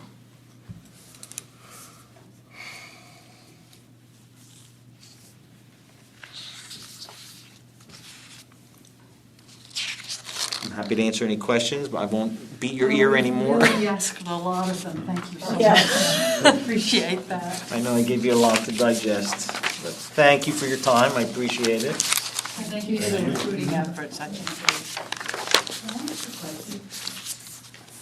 I see, I have the agenda, there's no public comment on the agenda. Sure, go Is ahead. that, is that your, All is the that? time here. No, I just asked, it wasn't on the agenda, so I was asking, I guess I'm asking whether or not this is the time that I could do public comment, or is there a different period of time, another meeting, when I can have public comment? Unfortunately, I love to come to these meetings, but unfortunately, I have conflict most of the time. Because I'm on school board, so I can't come to these meetings, so I'm asking that Our question. regular meetings on the second Monday of every month has a public comment period, but we have taken some comment out of order when, somebody shows up, and so I mean, you guys don't object, you want to let Gail give us some comment now? Absolutely. Yeah. Sure. thank I mean, I hate to make you come back on another night when you should be at the school board. I would be at the school board on the second Monday, so. Oh, okay.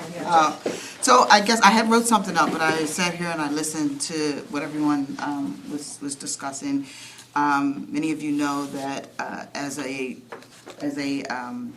community member, I am a Plymouth Township community member, but as some of you know, we've also formed a relationship with the police department through CARSI as well as through TLC for the People.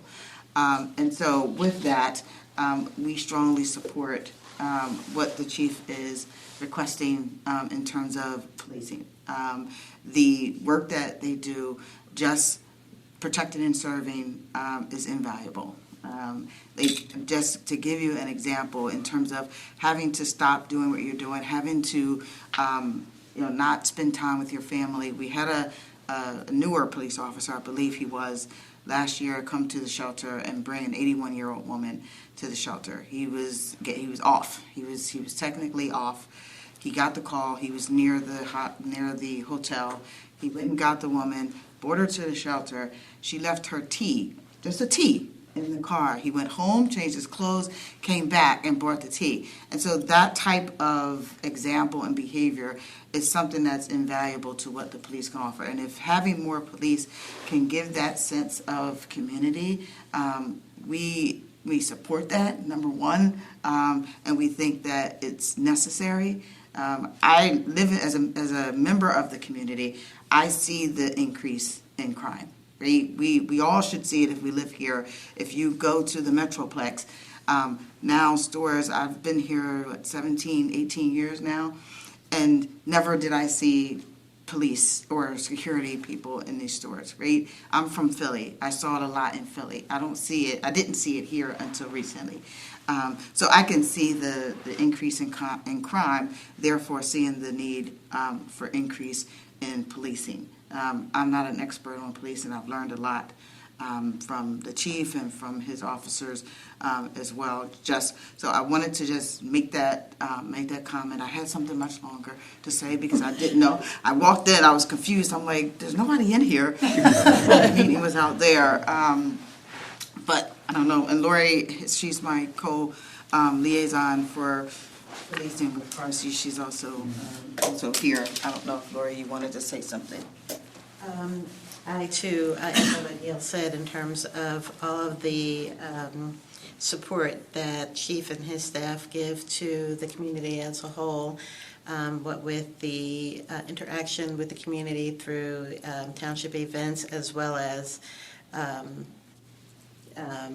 supporting and making people feel safe in this community. I am a resident of White Marsh, but it's close enough that I feel I shop in Plymouth, and I have to say that in my interaction, Gail and I work with the chief very closely through CARSI, and I see a difference, and I am very impressed with what he's doing with his department and with his officers in terms of crime, as well as community engagement with the children as well as adults, and so I definitely support everything that he's asking for. It's definitely needed.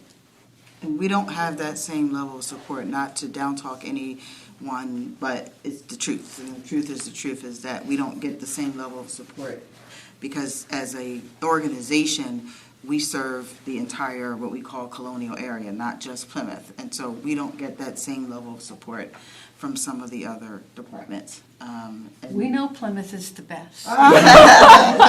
Well, we sing the praises all the time, and we sing the praises in trying to get that support as well. Like, hey, why don't you call Chief and see what they're doing? Similar to what he said, if someone is doing something well, hey, why don't we try that? So we try to push that too and say, hey, they're doing things, well over here, and having to the evidence of good leadership, whether it be in the chief or the other officers, is they figure it out and they make it happen, because that's what a leader does, right? I don't have the resources, but I'm going to figure it out and I'm going to do it. That's what makes a good leader. And I think that we need to reward that by providing what they need in order for them to do their job and to do it at the best of their ability. They are literally saving lives, but literally giving their lives, right, potentially, when they go to work every day. And so I'm grateful, just personally, to just say it right now to the chief, I'm just grateful for the work that they do here, every day. Well, I'll tell you, Chief, I've done code blue shifts with Jeff. I know. So our officers actually go to the code blue shelter in the middle of the night. I like the middle of the night when everyone's asleep. So Jeff and I have done code blue shifts together at the church on the mall. And that's his, off-duty time, so they give to the community all the time. And they don't know one person may know now, but initially they didn't know he was an officer. This is, was on purpose. They didn't know that he was an officer, but. Yeah, but I recognized him. You did, yes, but not everyone knew that he was an officer, and so it was purposeful that way so that he can present in a manner of, I'm human just like you are. Blue jeans and a sweatshirt. Yes. So thank you for allowing us to. Thanks, Gail. Thanks for coming. And Laurie, Can come back, I don't know. Odds is I won't be able to come back, but thank you, I appreciate it. Well, thanks for being there, and thanks for sharing your thoughts. Lori, same, thank you for being here, and thanks for sharing your thoughts. Thank you. Thank you. Thank you. I did learn something from the others as well, so I'm glad it comes. Public Works, isn't that amazing? Yes, All yes. we do with composting and branch chipping and saving our environment. I'm trying to do my part. Thank you. I'm not at the composting part yet, I'm sorry. What do we compost? Here. The leaves and the branch chips are, they compost those. Oh, Yard waste, okay. they pick up all your branches. That makes sense. Yeah, that's what they're not composting the food waste. Yeah. It's yard waste. Yeah, okay. I thought it was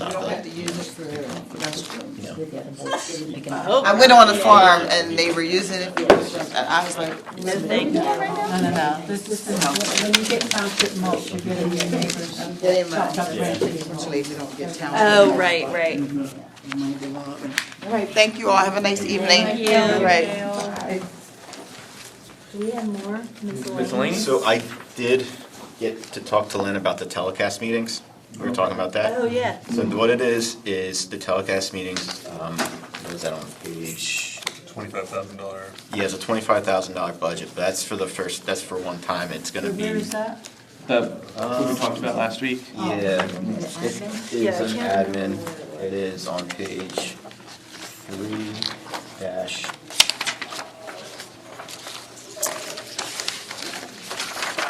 3-2, number 4332. Oh, yeah. So what it is it's a device/hard drive that downloads the meetings, and then he can upload them to the TV channels, and they're both on Comcast and Verizon. So that's what that budget line is. And it's one time, or an annual repeat. It would be, I'm assuming it would just be for that meeting until the next one comes up. No, the No, the total charge. 25,000. 25,000. Yeah. Equipment. It's just for equipment. It's like an annual thing. I thought- One time. If it's per broadcast, that's a no. I thought you meant how long is it going to be on the channels for? Like, Not exactly movie stars to be. but But no, yeah, I'm sorry, it's a one-time expense. Okay, thank you for finding that out. How many of our meetings are? I know, right? Like I know we have our, Just your, well, they're all Audio. audio Yeah. recorded, but just the only The video regular meeting? is your regular meeting. Because Brandon's here doing it with a special camera and zooming in and sitting back here and filming. You know, Playing director. He's filming, yeah. Well, So the difference would be, this would be live cast, so we'd have the equipment to actually broadcast it live. Is it live? I I thought it was No. It'll No. be downloaded. No, no. downloading it and just. So this So this is option putting it on a isn't chip live. to upload, so it can run on a loop on TV or something. So it's not at live at the meeting. $25,000. So the only difference really is No, people could watch it on Does- TV versus going to their computer to get it. So if someone doesn't have a computer and wants to watch it on TV, that's It's like a public basically access the- channel, access For the channel. folks that don't have a What- computer and don't have internet. It was which way we thought in the beginning. It's a lot of money if it's for the TV channels. We're not using our television channels on Verizon or Comcast right now at all. Well, we haven't since the renovation. And when they demoed this room 2.5 years ago, the equipment was, I think, broken to start with. At some And no point. resident has complained that they can't see one. One. Oh, it's the one. One We resident talked told about us this, that right? Yeah. she doesn't have a computer or a smartphone or anything else.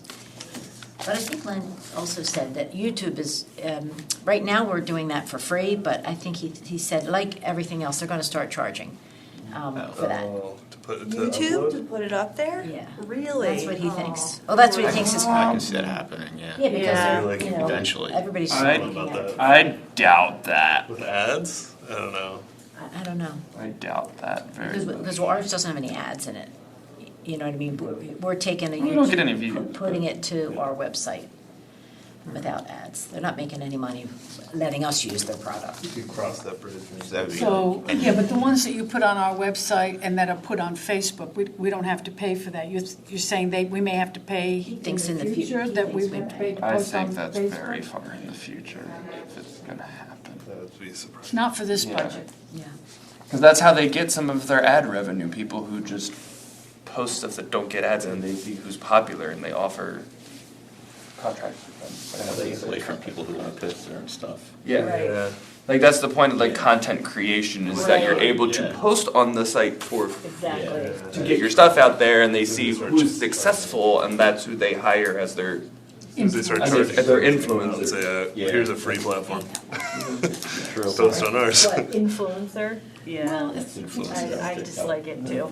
I don't want to be told what to do. Can I ask you a couple of questions about the community center budget? And I'm sorry, I mean, I can also ask these of Phil.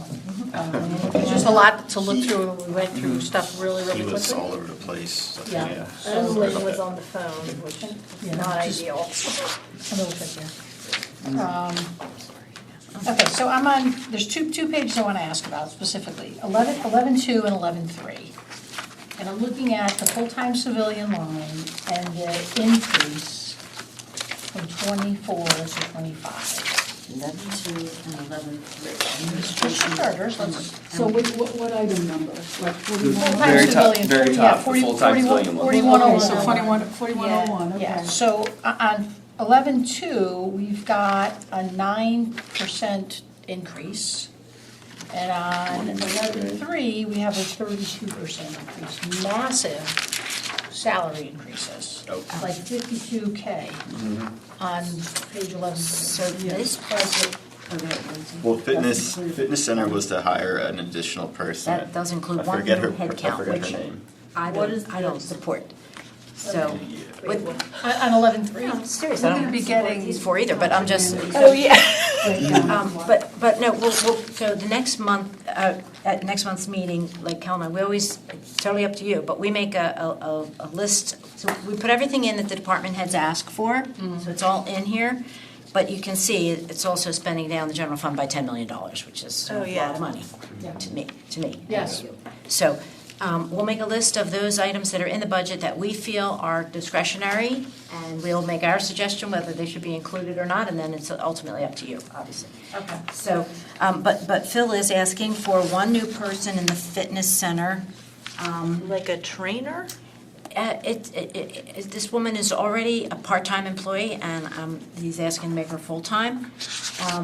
She teaches some classes and some things like that.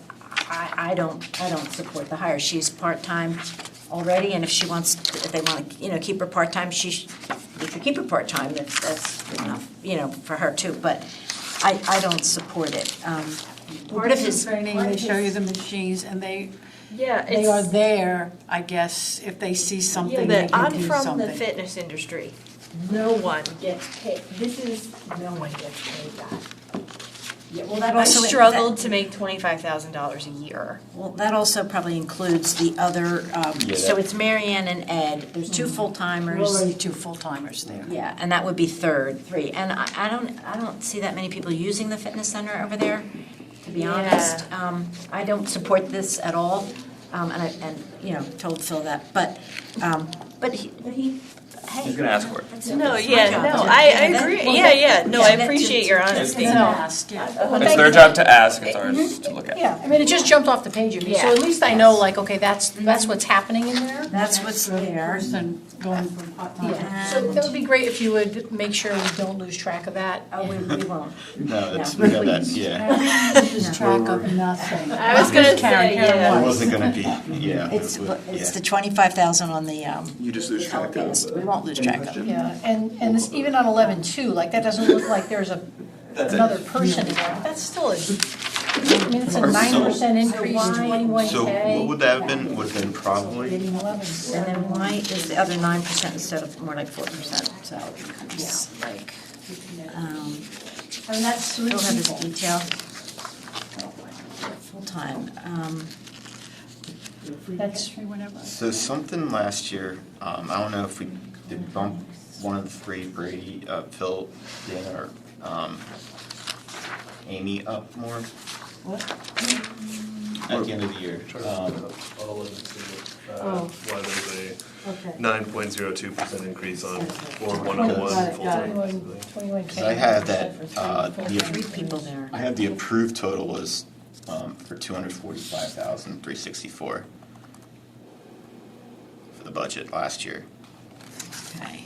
So at the end of the year last year, was somebody Given an increase? giving them more than the regular increase? What happened in January? All the changes were in January.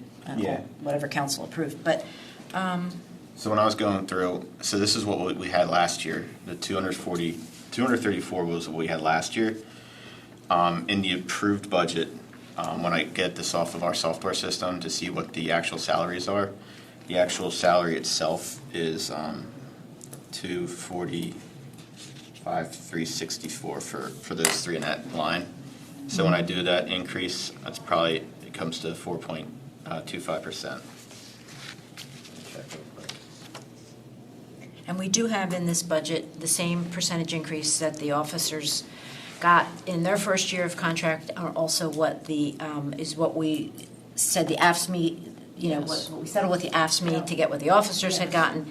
And we told the department heads to put in for non-bargaining the same, because generally, and that's an ask that we always make next month anyway, but just so you know, that's what's in here, because that keeps everybody, Everybody Same- gets the same same. level. Yeah, that's what I was Yeah. gonna say, can we count on you so that we're not nitpicking and digging out line items like increases are, like you said, 4%? Like, Right. without us having to year. like Yeah. worry that something is here that we. Yeah, does he have a percentage of somebody else in here, Kellen? Do you So know? I just checked, I'm bringing it up from last year, what was going on in there.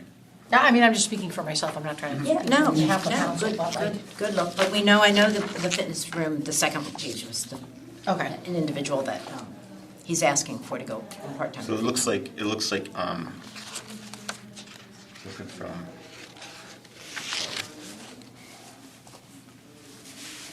I'm just wondering, did he have Sarah at the front desk? So Sarah may have, if Amy was hired last year, Sarah was. I think, did front Amy get desk. hired? It looks like Amy got hired for more than what was originally budgeted. Was she there the full year?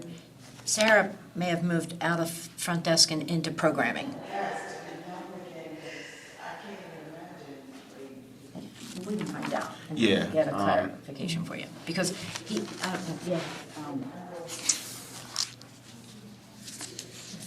I don't know that Amy was there all year long. I feel like Phil's salary's taken a little bit somewhere else last year. His also went up because when we named him the director instead of the assistant We gave him a director. director's salary. That might be- Yeah, he did get a bump.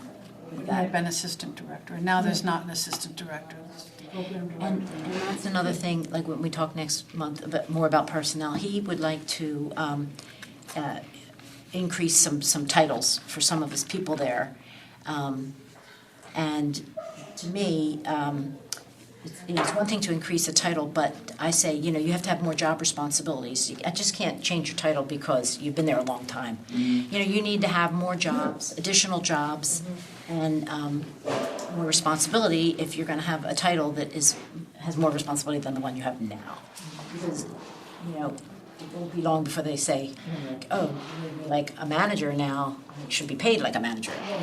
24 hours or less, I would think, right? I mean, yeah, I would think that'd be a very immediate next question. If you changed my title. Exactly, yeah, you gave me the title, now where's the dollars to go with it? So, yeah, yes, so I'm hip to that game, believe me. So, anyway, but he has a proposal to, when we talk about personnel and individuals, which I'm not gonna do tonight on the tape here, but that's a request that Phil has too. I know what it was. And is it something in there for that? No, last year, a lot of times I would go off of what the actual department head gave me. Okay. This year, I went off of what our system had. Okay, And Phil probably gave a less than what everybody was actually getting. So this is a little bit more increased, but it's actually right what we get off our payroll system. it's closer to the payroll system. Yeah, so Phil might have been working off other numbers. This I directly took from our payroll system this year. Okay, and we can just double check about who was in these roles. So Phil and Dana McCool definitely were in this line all year long. Amy Hanks, I'm not sure if she was in this, in her role all year, but I think Sarah was. I don't. Well, I just don't know what we're allowed, what's personnel that you shouldn't be talking in public or not. I just don't know. I think we're okay so far. We're not. So what you were saying was the 24 budget was off, that number is off? And so the Yeah, increase so I from went off of 255 what I was really- given last year for the 24 budget. Right. And this year going into it, I decided to take more control Which over the means that the salaries. 9.2 is incorrect because of the 2024 budget. The 2024 budget should have been higher up Okay. than what it was. And this is coming right off our payroll system, and for the most part, especially for some budgets, I just took complete control over the salaries and just was like, I'm gonna do them this year. I'm not gonna rely on others, department heads to submit that. Karen, this is a question I don't know if you can answer off the top of your head as well, but is it safe to assume that when the community center is running programs, they are covering like goat yoga, the cost of goat yoga is covered by people participating in goat yoga, the cost of archery is covered, like, we're not subsidizing the cost of programming at all, are we? I don't believe so. They have a minimum number of participants. They set the price, and there's a minimum number of participants to make the class run. And if they don't get the participants, they cancel the class. Yeah, so we're always at least breaking even, hopefully Yes. making money off every class. There's never an instance where we're subsidizing a class. That should be the break-off. Okay, I assumed that was the case, but I. Because they do cancel class. They do cancel, We do refund a and lot. we have to do a lot of refunds that way. Yeah, so they might need, 10 participants to break even, and then anybody else, yes. Okay. And then what's the right timing for us to talk in general about all things community center? Probably now. Because next month's meeting is gonna be, you're gonna have the ambulance as an extra attendee, and you're gonna have a lot of other funds we're gonna run through, right? We're gonna go through sewer, health and welfare. Well, we already went through health and welfare. Oh, But we okay. got sewer, we got the Sewer. capital projects, we Okay. got we went through the park and recreation projects already too. So we had the capital, and we're gonna have the community, Sports the organizations. sports organizations and And the fire companies and and then the the, civic. The civic organizations. Visiting nurse and. Yeah, I was gonna say the visiting emergency nurse. centers and all those, and then. Victims impact. Then we have the other small ones, like the traffic funds and the stormwater that normally don't have anything in them, if there's no projects. Yeah, fees. And how much you're gonna give to the fire companies and ambulance. So the meeting next month is usually longer, so I don't know if you have questions about community center. Do you have your questions now, or do you want to ask them next time? I mean, I probably have more concerns than questions. Okay. I mean, you answered a couple of quick questions I had about the budget, but. Now is fine, or next month? is Well, I fine. mean, I'll just throw it out, and I don't know if it's something we want to talk about or ponder life, but like, I continue to be concerned about the subsidy, the year after year subsidy for the fitness center, $800,000 a year subsidy, and a massive undertaking, the pool pump room at least 2.5 million. I'd be shocked if it came in under 3. We don't know until it's bid, but yeah. Exactly. It's gonna be expensive. And I'm thinking a lot about some of the other things that we as a township sort of like have coming at us. I mean, we have the sewer project, yes, we got a grant, but that doesn't cover the cost entirely. We have a significant request from our police force in terms of expanding the size of the force. We had a request the other day for an additional firefighter. I mean, there are some things that we have coming at us that are significant. They have big price tags on them, and in some instances, in my humble opinion, are not discretionary. Are the things we have to do. They're things we have to do, or at least seriously entertain.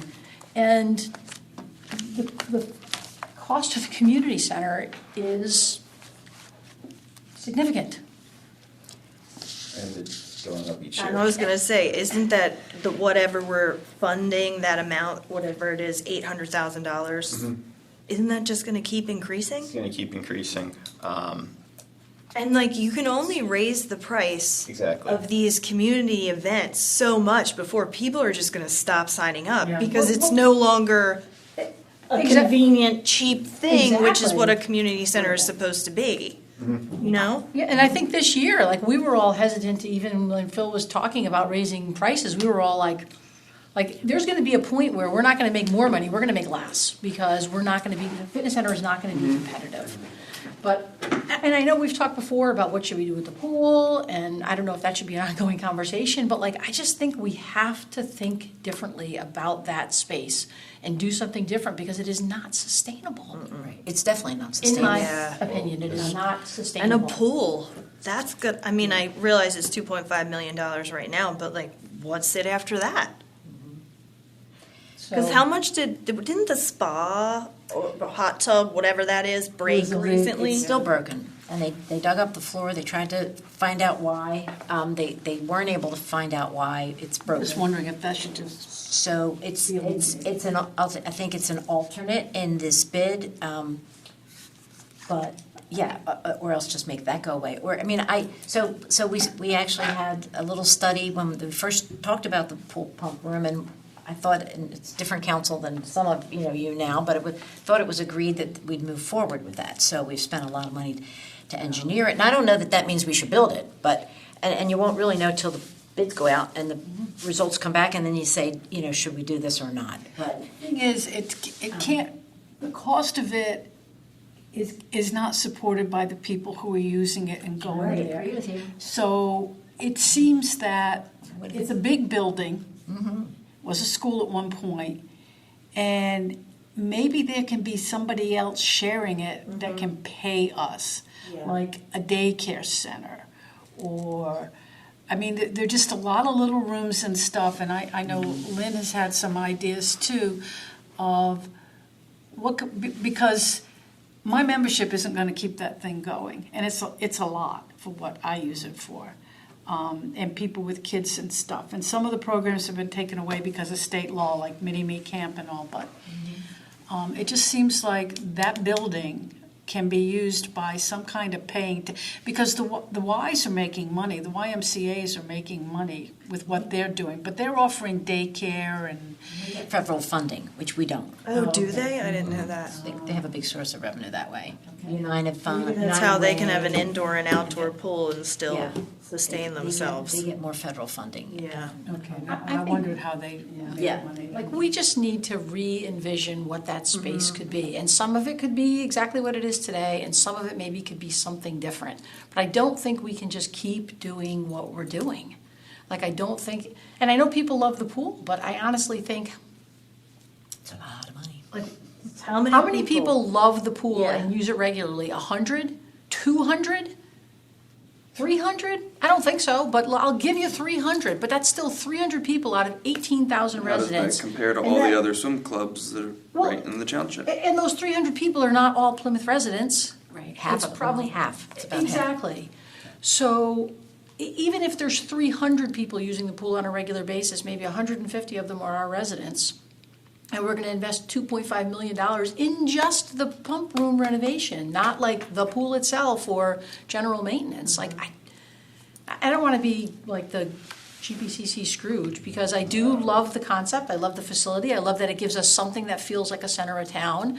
And I don't think it should go away, but I just think we have to reimagine what that could be. And we It's really denotatory have of to, space. we really have to ask ourselves about this pool and. And we give away some of it, like the basketball we give to a youth sports group, the court time, they get that free. So we are donating a lot of community center space to worthwhile programs like basketball youth. I don't want to see that go away, but still, it's, they don't pay a rental for it, whereas others may have to, like an adult league or something would have to. I mean, could we attract a gymnastics studio, a dance studio to come in and use the extra smaller gym? Could we partner with a physical therapy facility and then somehow have them either use the fitness center or use an additional space? Is there a small charter school that's looking for 4 classrooms? I mean, I don't know the answer to any of those things, but like, could we just reimagine what that space could be? I mean, there's so much unused space on a day-to-day basis, and we're not bringing in a lot of revenue from the things we do. I mean, it's just, I don't think it's sustainable. It's definitely not. I agree. So I have You used to. something, actually, I did, bet you did so for something. 5 years, for 25 through 29, let's just say revenues increase 1% each year. This is how much expenses increase each year. So there's no way, it's What's something's, that bottom line number? so the bottom line's 2.4 here. Okay. And then I also have the additional 200s for the healthcare and pension costs. Oh, is this So just what the is aquatic this? center? Looking at what is this, the pool? Is this the aquatic This center? is the total, the whole entire center. The whole center? Oh, the whole community center. Okay. Yeah. And you're throwing healthcare and pension in for 12 people? No. This is what it comes to about each year when we have to make the adjustment in our audit. Oh, the adjustment? Yeah, so we Okay, actually so do an it's- actual journal entry for this to put it, to transfer it e- over. Extra, that's not, because I was going to say, that's not 12 people. No, that's Pension, about, right, yeah, that's about the allocation, like, Mhm. so certain people get through the community center, some people just get it out of the general fund.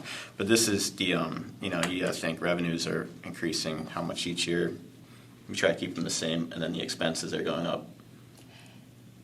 But is it is there one thing is it the pool that's costing us this much money at the community center specifically? Well, I mean. I know the renovation, like say we weren't doing the renovation. Just like annually for like an operating, Mhm. building maintenance is, they're all pretty much the same. Building maintenance costs a decent amount.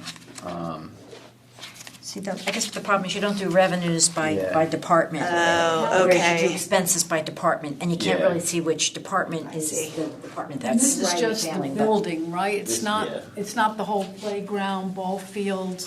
Well, that would be in the bocce capital, that would be taken, Parks and Rec. yeah, that would be coming out of the community center capital budget, which is still. courts. This comes out of buildings and grounds or something? This comes out of the actual fund itself, the community center fund. Sorry, yes, that's the actual community center fund itself. The capital we went over, page 7, 12, starts on 12-1, 12-2.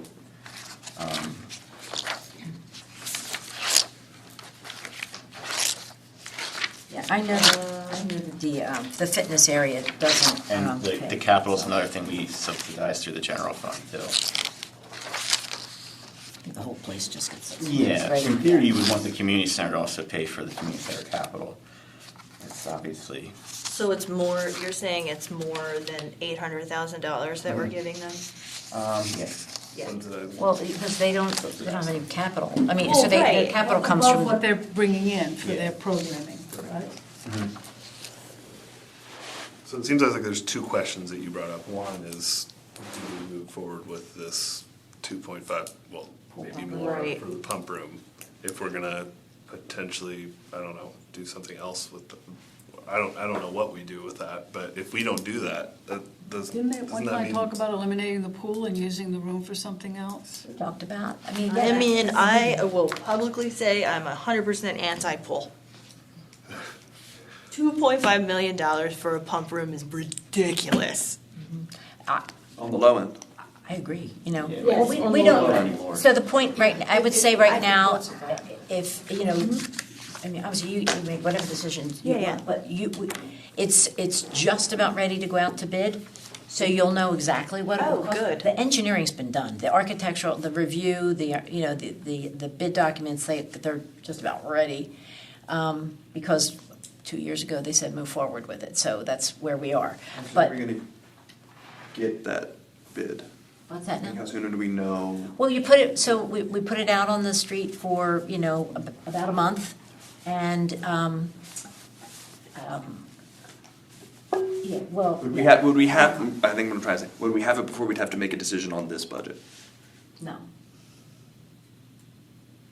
I don't think I But- need it. but. Not that I would need it, but like, I feel like that's also something to But, consider. you know, come April of next year, you know, when you know, or, you know, February, when you know exactly what it's gonna cost, can you still say you don't wanna do it? Yeah, you can still say, because we bring back every purchase that's usually over $10,000, like, there's vehicle purchases, set the and money aside. it's up to you to, up to you to award the bid. The bid comes in at 3.3 million, and we go, No. Didn't we talk at one point about, I think before you guys were on council, maybe you were here, Lynn, about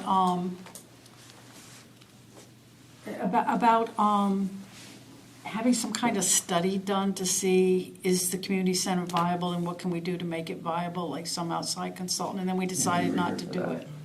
Why pay money? We know the answer. I mean, yeah. So, but what you really should be looking at is the Yeah. tenant.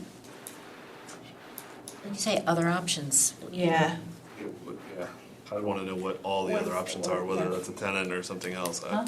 Find out what the cash cows are, and maybe we could run them. That way, we could make money.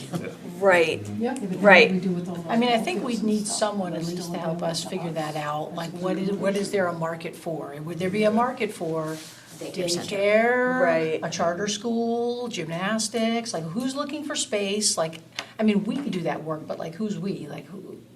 Well, it should be some professional rather than. That's what I mean. Yeah. We don't know enough to make those decisions. Right. If we said to someone, this is our end game, we want to reimagine this space, we want to use for a purpose that's not completely inconsistent with that fact that the building is still a community center, and we'd like to do something that brings in revenue on a month-to-month basis. What do you have? I mean, obviously, there's certain things that we don't want in there because being consistent with the space, but there's probably 100 things that could be reasonably consistent with a community center building. But we might have to hire someone to answer those questions, like, Right. see like what there's a market for and, you know, help us think about that. Serves food on that property. Vending Like to machine. me, like even just thinking like, Oh, you go to like, cafe? like the Spartan, yeah. Yeah. Like you go to like the Spartan Field, there's a snack bar. Like that is something that drives up revenue where that is. Like you think about Juice any bars, other smoothie activity. bars, Town center Starbucks. space and somewhere to gather and Yeah. mingle and. Then it really would be a community center. Yeah, there you go. Because you could go there without having to join it and without having to work out.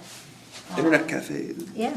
But I mean, but people could go and just have a cup of coffee, play checkers, and, you know, I'm thinking maybe some senior citizen kind of thing. I know Amble has a senior citizen center. I mean, senior citizen, any Kid- students that just want a quiet place to go study.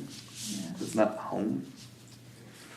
Anything that doesn't cost $2.5 million over 25 years? Right. Anything It's the for first that. time I have to Literally do it. anything. Anything that actually brings first time at 25. I will say the one good thing Kellen. about the pool though is that This is in my, we were never able to join. Where is it? because Do you know? pool was sold out. It's It's community. 12-2. okay, thank you. Nothing. I learned to swim there too. Yeah, which is a life-saving thing. But I guess they have other places now, private pool.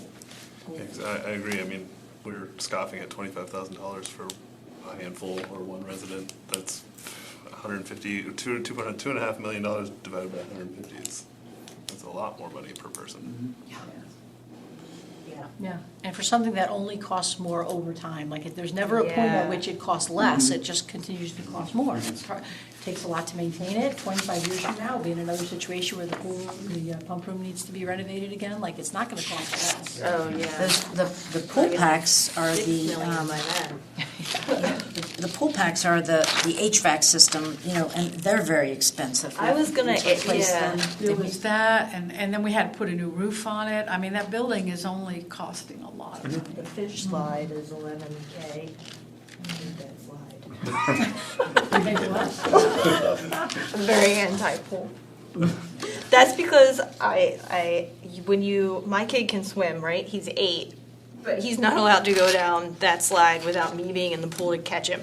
Oh, And he's not tall enough to do the big slide. Yeah. And then I was signing up for events, expecting not to get in the pool, and either being forced to get in the pool to catch my 8-year-old, or he was like mad. He's like, I can't do anything at this pool. I'm like, I'm sorry, I don't know what to tell you. Now they do little events like Pooloween. Yes, that's one of the last things I went to was Pooloween. The idea is fantastic if he could do what he wanted to do while he was at the pool. Without you being in the water. Without me, yes, that's the essential part, without me being in the water too. You don't like water. Oh, I love the pool. I have a pool in my backyard, I just put Oh, one. you have your own pool, okay. Yeah. I don't have a pool, so. No, it's cold, I don't love it, yeah. If it was warmer, I would like it, but that's probably even more expensive. So I'm not asking anyone to heat the pool more. Because I don't want to pay for it. $5.5 million. They're not putting one in. They won't go in. No, they don't want to. Okay. We already met with the whip paint. Oh, yeah. They're not gonna add. They don't want to have They're it. like, yeah, no, we're not gonna pool. No, They're thanks. not We're gonna gonna add add a pool. You can use our dog park, we'll use your pool. So, anyway, sorry to And be I mean, that a whole, wrench in the I mean, works, but. No, I think just something that that really, whole thing, if that pool's gone, you could I probably mean, we've renovate done that this space before into and two then floors. didn't do anything. Yeah. Like whether You're it's right, either a gym or they two didn't floors do of that. things, Yeah. like cafes, quiet spaces, office Yeah. spaces, And then ball courts and Yeah. ball cafes. courts. Who doesn't love that? Is there really any benefit to holding out our disapproval of this bid for the pump room until when we get the actual bid, or is it just, should we So just their say, idea- no, we're not budgeting it, it's not happening? Well, it's up to you. The idea that, because with the, you know, we know it's going to be over $150,000, we're expecting $2 million, so we're working with the RCO, and they, and also, so there's a lot of like pre-authorization has to be done once it goes out to bid. But after that part gets all done, the idea was to award the bid, if you're going forward with it, to award it early enough in January, February, March, so that they can actually order the parts that they need, so they have all their supplies on hand, which they won't order without a signed contract. And then have everything ready, and then close the pool, I think, at the end of August or after camp, and then work on it. And I think it's somewhere 3 to 6 months of the pool being closed, and that would be, say, September to March, and they want to make sure they have it open before next year, like June, So- for camp, for like 2026. They want to have it open for June of 26. So Construction we're would closing be down the pool for at least half, if not three it would be quarters of the season. September of 25 through like, you know, March, April of 26. So they'd be ready for summer camp again, because they use it more in the summer with the camps, and they actually bring outside camps in to swim, for, you know, some extra revenue, but. Question, if we don't do the pump room, how much would it cost to get rid of the pool? Because That's you've a got. good question. You can drain it, but then what do you do with that big hole? Right. And what would be the renovation? And that'd probably be a great place for a little cafe, because you come right in and you can, could you get somebody to say, okay, I'll rent this space and I'll do the remodeling? I'll fill it in. That would be with ideal, cement. yeah. The thing is, Floor over it. I guess you don't have to fill it in, you just put a Water floor over it. space. Yeah, well, you have to probably bring a lot of stone and dirt in, and then put a floor down. We try to get some idea what that would cost, I don't know. But certainly, it would be a one-time cost, and then you wouldn't, One-time cost. you're not gonna have the Right. water bills, the You're not electric gonna do it another bills, 25. And you're creating the something- humidification system Oh, bills. and all the chemicals Yeah, and. the all the chemicals chemicals. are It's very so expensive. expensive. Is that something It's we about have to $500,000, budget isn't it, to run? for 2025? Is that something that we have to budget, or is that something we wait on? The pool's like it's $575,000 a year to run, to operate. That's not without the capital stuff. That's just the What page is operating. that on? So essentially, if we were to go, 11-18. That's just assuming 2.5 million, 18. Yeah, so. it's essentially 3 million because it's cost 500. 18 is, Even if it costs Yeah, us it's $1 million just the same as to oh, renovate or, it. yeah, well, that's just the 1.5 million, details. We're but- still coming out $1 million ahead on the pump room renovation and $500,000 a year. Yeah. Yeah. What if we, I mean, That's 2 officers. I know, well, that's what's in my head too, is like, how can Well, I say, well, that's a one-time, that's not, no, the 500,000 oh, the a year. 500,000. yeah, like, how can we say, oh, sorry, we can't. And then maybe it include transforms the stuff. We can do a community center to where the pool. community center's now, like, making more revenue.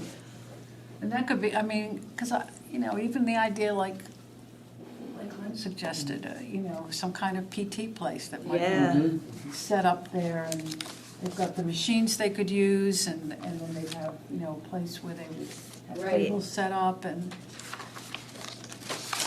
We can have part of the agreements be if we're bringing in certain vendors, like if you are a resident of Plymouth Township, you get a Plymouth Township discount. Yeah, there you go. I was thinking the same thing. Yeah, 10% on your Yeah. smoothies. So what if we, for the purpose of moving forward, put the pump room out to bid? Because it seems like we've already done all the legwork. And I suspect it's gonna come back quite high, and we're gonna have sticker shock even beyond the 2.5. And in the meantime, maybe we can be thinking about and pursuing other possibilities. Maybe we could be brainstorming other possibilities. And maybe by the time the bids come back in, we've also got other things to explore. Yeah, Yeah. and even though they said like it could be filled in and used for pickleball, that's not gonna really bring in extra money. I like the idea of having somebody else come in and pay us rent, whether it's a cafe. Well, I mean, you could probably You could do outsource- both. You could Yeah. outsource Because- pickleball. Exactly. Outsource Yeah. pickleball, but also like the size of that pool room, you don't have to have a gigantic vaulted ceiling. Put 2 floors in. Yeah. But now you're talking money. Yeah, that would I be- mean, I know we're talking money, but I feel like that's an investment that might be 3-4 million. But what you could do is you That could could have a come back. mezzanine track instead, and that wouldn't be a lot of money, that's what Whip Paint's doing, they're putting a track up above. Oh, that's a good idea. And so, because now, the only place to walk inside is you walk around while they're playing basketball and pickleball, and you take your life in your hands. Whereas if you were up on a mezzanine, you could watch them play something down below, or watch a cafe down below, and you could walk, rather than on a treadmill, you could just walk around like. And that's sitting, this. relaxing Yeah. spaces or like workspaces. If Yeah, people maybe need we to have just come and do A work. vendor, I mean, we had people that wanted to put a pickleball facility by North Gravers. What if that space was available, and they had to do some kind of arrangement where they had to do the retrofitting of it. Maybe we have to do some work, we can't not say that it's a it's- pool today. And But, I mean, we do some retrofitting of the space, but they have to chip into that as well, and then they pay us rent every month. They And run there's a business bunch in of there. like restaurants slash bars that have stuff like pickleball, like literally in there. Like I that don't think a place that cafe they're is a- building down in Conshohocken. Yeah. Yeah, cafe is great. Like a cafe that has pickleball courts inside the cafe, like it's still something. Yeah, it's a little bit of noise, but Well, instead of understand track that when you're above, coming into it. cafe Right. Up above and pickleball down below or Yeah. something, yeah. I mean, it's a big space, and, I don't know, those chemicals, all Big that drain. water, all that electricity. And I love pools, but Ton of risk, ton of risk running a pool. Yeah. Not to we've had mention two the people who expense. had to be resuscitated. One Really? survived, yeah, right? Recently? Yes. Good Lord.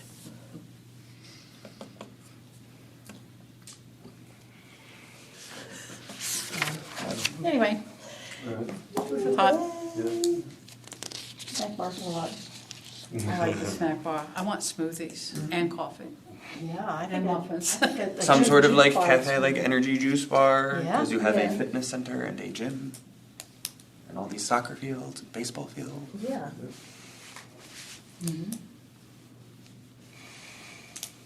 Indoor soccer. That's not big enough for that. No, probably not make it into a turf field or something. Yeah. If you did turf, you could probably do like batting cages, you could do like a mini field, you could probably do like You a, get people, yeah, like the Six-a-side school district field pay or or something if they need to use it or something. But I mean, that's, how much would it cost to put in the turf? That's a lot of money. Batting cages are expensive to rent time in. And cages are expensive. You wouldn't think. Are they? Yeah.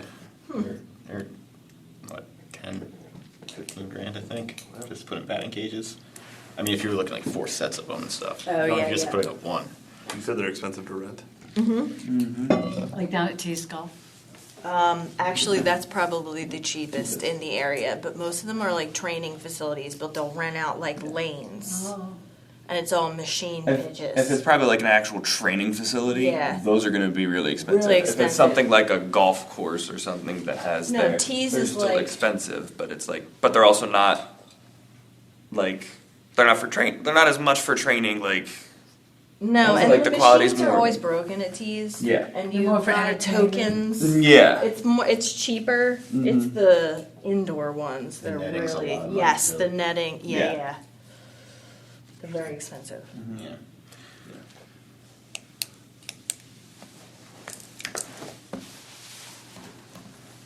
that's all I have to say. Okay.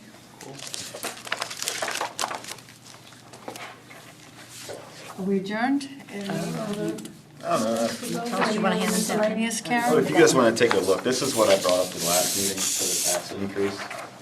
Oh, yeah. No, just a printout of it, just to get a better idea of what a 0.1 mil increase would be to the real, You got an extra, sorry.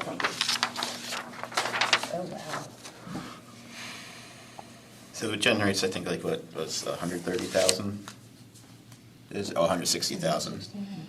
So just a general idea if, A tenth of a mil is, what a tenth of a mil gives you, yeah, so.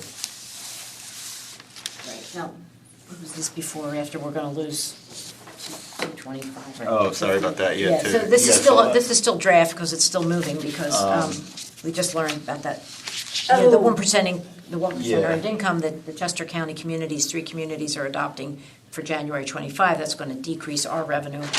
They work here, they live there, but they don't have a tax where they live, they're gonna get a tax where they live in January. So Berkheimer just told us, they can figure out how many employees that live down there, work here, and what we should expect to lose in revenue come January. And I just sent Yeah, that so email. that was 2023's actual numbers. So that goes so- up every year. If people Okay, are yeah, still, if they're people are making still more money, working yeah. and get a raise. So it's like $223,000 that we're gonna lose in EIT, in 2025, they project. So this is still kind So of, how much did you say? 223, I thought I printed it out as well, maybe I didn't, Okay, that's not as bad as I would have thought. no, but, over, Yeah. it's still a decent Yeah. amount, it's something to think about. But I can't help it. Just to be clear, we talked about this last time, but there's no way of like putting more of a tax burden on like the businesses that are like generating. Yeah, we can't, yeah, no. it's, I didn't think it's so. not I possible. just was curious because we can raise, like, so when we raise real estate, that hits the businesses too. But earned income does not. Hit them, just hits the residents Right. that live here and work here. the only reason I say it is because it just seems genuinely unfair that, you know, these businesses are the ones that are technically attracting some of the crime increase that we're talking I about. know. And I wonder Yeah. why, stores like Target and Lowe's that have the higher number of responses, like why, we don't have any authority over them, but like, why don't they get their own security? You do wonder. Well, Target does have like their have their own- asset protection people. At the door, they stand at the door. Yes. They're just upstairs watching cameras because. No, they're like actually walking around the store. There's somebody in the door. I can also ask, I know somebody who works there. Okay. Their security is like more intense than you would think it was. Okay. There's people watching the cameras all the time, and then there's people walking around the store. They said they know they know somehow when you don't scan something at the self-checkout. Okay, They can like tell. watch you for a period of time, and then when they like have you, after they have proof that you've stolen a bunch of stuff, then that's when they call the cops. Yeah, I know they don't call, they hand over, 10 cases from the last week at a time Yeah. and ask them to have detectives. Yeah, Yeah. they're not gonna step in themselves and try to Yeah. detain Stop somebody. anybody. They don't do that Well, I anymore. know. I hear that it's very dangerous, and there's a Yeah. bunch of stores like DSW apparently has standing orders not to intervene, and apparently stuff gets stolen from there constantly. Like people just walk out apparently with like boxes and boxes of shoes. And they know. And so they just have their face on a camera and hope you can track them down because, but they're not Because they living can here. hop right on 476 and be gone. Yeah, they're gone. They're Yeah, like 50 miles away. Right. They don't live here. yeah. Yeah, I that's know. crazy. Okay, all right. And then, I don't know if you want to save this next time or not. This is just, It's the fire stuff. save it or give it, just hold on to it. Yeah, you can hold Yes. on to it if you want to take a look at it. And then Karen. Yeah, this is really what you're going to decide next time, about how much to give each fire company and the. Can you charge the businesses though, like a fee for, like something for like police patrol or something like Well, What that? happens, I think, is that the individual officers get that money, right? It doesn't come to the township. Oh, really? What do you mean? If they're working like an event at a store or something. Like extra police service? Yeah. Oh, no, that's all through the township. Oh, okay. It comes in their paycheck. Yeah, but it goes The to company them. has to pay the township, Right. and then we pay the officers that work the detail. Yeah, detail work. But it's extra money, it's Extra. not their regular. Correct. It's extra, they call it extra, in their budget, it's called extra police service. Where were the police tonight? 4? I'd probably like to I find feel out. like, For the presence that's needed But it at like doesn't go Chemical to Road, our payroll Yeah. salary, they're doing it off duty, right? do that every Correct, time. they're doing it off duty. It's like there are rules around how we do Yes, that. so certain stores, So it's off duty and it only goes to them, we don't get I think when the Flip Circus was down at the mall this spring, that was extra police service. They Bars on said, Thanksgiving you know, and stuff like that. You need to hire extra, we can't have our officers standing there all day long and you have like right. all these people, crowd control and such. So they were told that it was gonna take like 2 officers on extra, what they call extra police service. It's overtime for the officers. And whatever their rate is, it's time and a half. But I guess what I'm asking is, We changed that a couple years ago. It's $160 like $160 an hour, yeah. is there a way, like, I think this is similar to what Aaron was asking though. Is there a way to like, you know how we have like whatever the fire or the Fee, fire emergency service services fee or whatever, is there a way to charge some sort of fee that then recoups some of the cost of the fact that we need extra police? I think it's just in your general fund. Police services are Yeah, I just in think your. that's- Because they're our Services. employees, the fire service fee is going to volunteers who are not our employees. Yeah.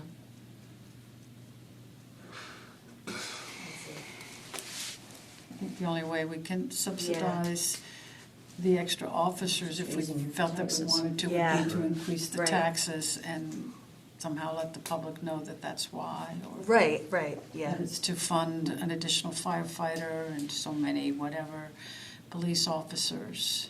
And, this is why it's going up, because. I mean, I think already we've seen 2 people come in tonight to already offer commentary in terms of they want the extra officers. It was You didn't want Carsey, to go to right? a shelter. Like Carsey, but Gail also, I think, speaking as a resident. Yeah.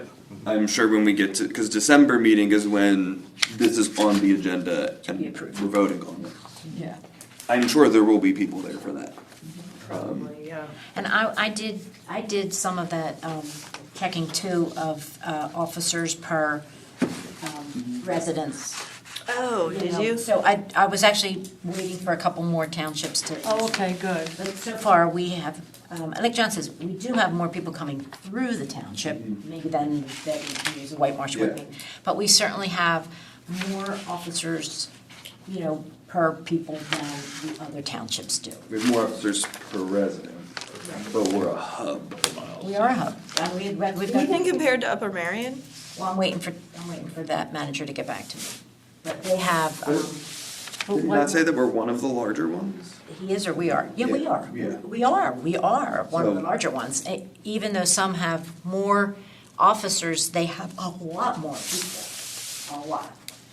Like Abington. More residents. 80,000 people and, 70 some officers compared to our 48 officers and 18,000 people. But we do have a lot of people through the township and a lot of people shop, because we have a lot of Yeah. shopping there between the Metroplex and the mall. Between shopping and Yeah, and the road. connection. And the roadways, yeah. And the hotels. Yeah. They get a lot of calls, hotels and restaurants too. I feel like Upper Marion has a lot of roads going through. But it, too. Upper Marion has just as much, so. I'd be curious, but I'm curious what their population is compared to ours. Upper Marion? Yeah, I'll give it to you. Residential. I'll give it to you. yeah. Yeah, I'll give that to you, because I was getting their square area. It was a chart from the arbitration that we had. Oh, okay. And I was just updating it, because it was on 2020 info or something. I think there are two things that make us unique, though. One is the number of businesses, and I think the chief said that. It's not the number of residents, it's the number of businesses, and the fact that we are like this pass-through community, the fact that like it's just, there's just more of everything. There's more traffic, there's more people getting on and off our roads, there's more people shopping in our And it shopping doesn't matter malls. which kind of Probably not. roadway or transit way you want to talk about. They're Yeah. all coming through. To be honest with you, I think, And that Highways. number was probably on the highways, like, they're not all, it's not 500,000 people on Germantown Pike. Yeah. That's just Feels passing like by. it some days, it but. does feel like it some days, for sure. 500,000's an awful lot of cars. You'd never get out of your driveway, they'd be backed up so far. But if we even take a comparison to Upper Marion, I mean, we don't have more shopping, and we don't, No, Upper Marion, they've got no, the it seems turnpike, very they've got similar. yeah, Yeah. very similar. They've got the expressway, they've got the turnpike, they've Yeah. got 202, it's a Yeah. huge, almost like interstate out that way, turns into a big highway. They've got. You want to talk about being in traffic. They've got Oh more my gosh, I would shopping. never. 422, 202. Never live in Upper Marion. Christmas, you couldn't get it anywhere. Yeah. So their taxes are very low in Upper Marion. Avoid that place over Christmas. Their taxes are very low. I know they are. Yeah. Because they put up with a lot of traffic. It's what we put up with, a lot of traffic for no taxes. Are they lower than ours? I'll check, but they're very low. Because they have a lot of businesses, and the businesses pay a lot of taxes, so, I mean, many, many years ago, looked to move there before we came to Plymouth. But they've historically have low taxes. Would you still have worked for Plymouth if you'd moved to Upper Marion, or would you be their manager? Yeah, well, I don't know, who knows? I don't know. You would have retired a long was- time ago. I was born here, and they brought me home from the hospital here, from Norristown, but What hospital? Sacred Heart. Me too. Yeah. And all my kiddies. I was born in Sacred Heart in Eugene, Oregon. I was born at the Lying-in Hospital, a whole hospital for nothing but maternity. Really? Yeah, Lying-in in Providence. It's still there. How about it? I think they call it something else like now Women's Hospital or something. Yeah, mine's no longer a hospital. Huh? Mine's no longer a hospital. I think it's like offices or something. Yeah, ours is no longer a hospital either. On, It's like Montgomery County Human Services, I think now. the Health and Human Services building, yeah. Yeah. I would not have been happy in Upper Marion, I'm sure. You would have ended up here anyway. I would have. They I was had- like, I'm out of there. My husband was from here too, so. They had some sinkholes too. Yeah, that's something. Big ones. Those are bigger. They had like a couple on 202, didn't they? Yes. Like right in a row? Really Yeah. big ones. Yeah. Much bigger than Butler Pike. At least our sinkholes on the streets aren't. Are they our roads? They're not our roads, yeah. Mine was not a sinkhole. It was a depression. It was not. We had an excavator come out, and he dug, and he hit, I don't know, the ground just sunk. Like something organic, somebody buried a Yeah, they log think- or they think trash, it maybe- decomposes and it just sinks. Like this massive. Still have, no, it's no, Roots of a tree. roots of a tree, Yeah. and it's terrible. Decayed. Still been under there. Take the tree down, you can find the stub, and then the thing keeps going. I actually stood on the one It time. was not a sinkhole. Well, that's good. It's organic. Sorry, it wasn't it's oil. decomposing. It scares me more about my dog, but she's like 55 pounds, she ain't gonna be. Do you really wish it was oil? So I've been filming that. Yes. Yeah. Your backyard? My yard. I can afford a new house. Yeah, right? I like it, but, you know. All right. Okay. It's also really unfortunate that like the county makes changes that then, Oh, that thing about the bail, and they don't look at how it really Right. impacts people. Yeah. Here was one, you signed one, but not two of these. Oh, I'm sorry. Almost for them. Are we adjourned or? Well, another reason to be I was mad. going to adjourn, but then people have more comments. Are we, is there more, anything else under miscellaneous? No. Okay, meeting adjourned.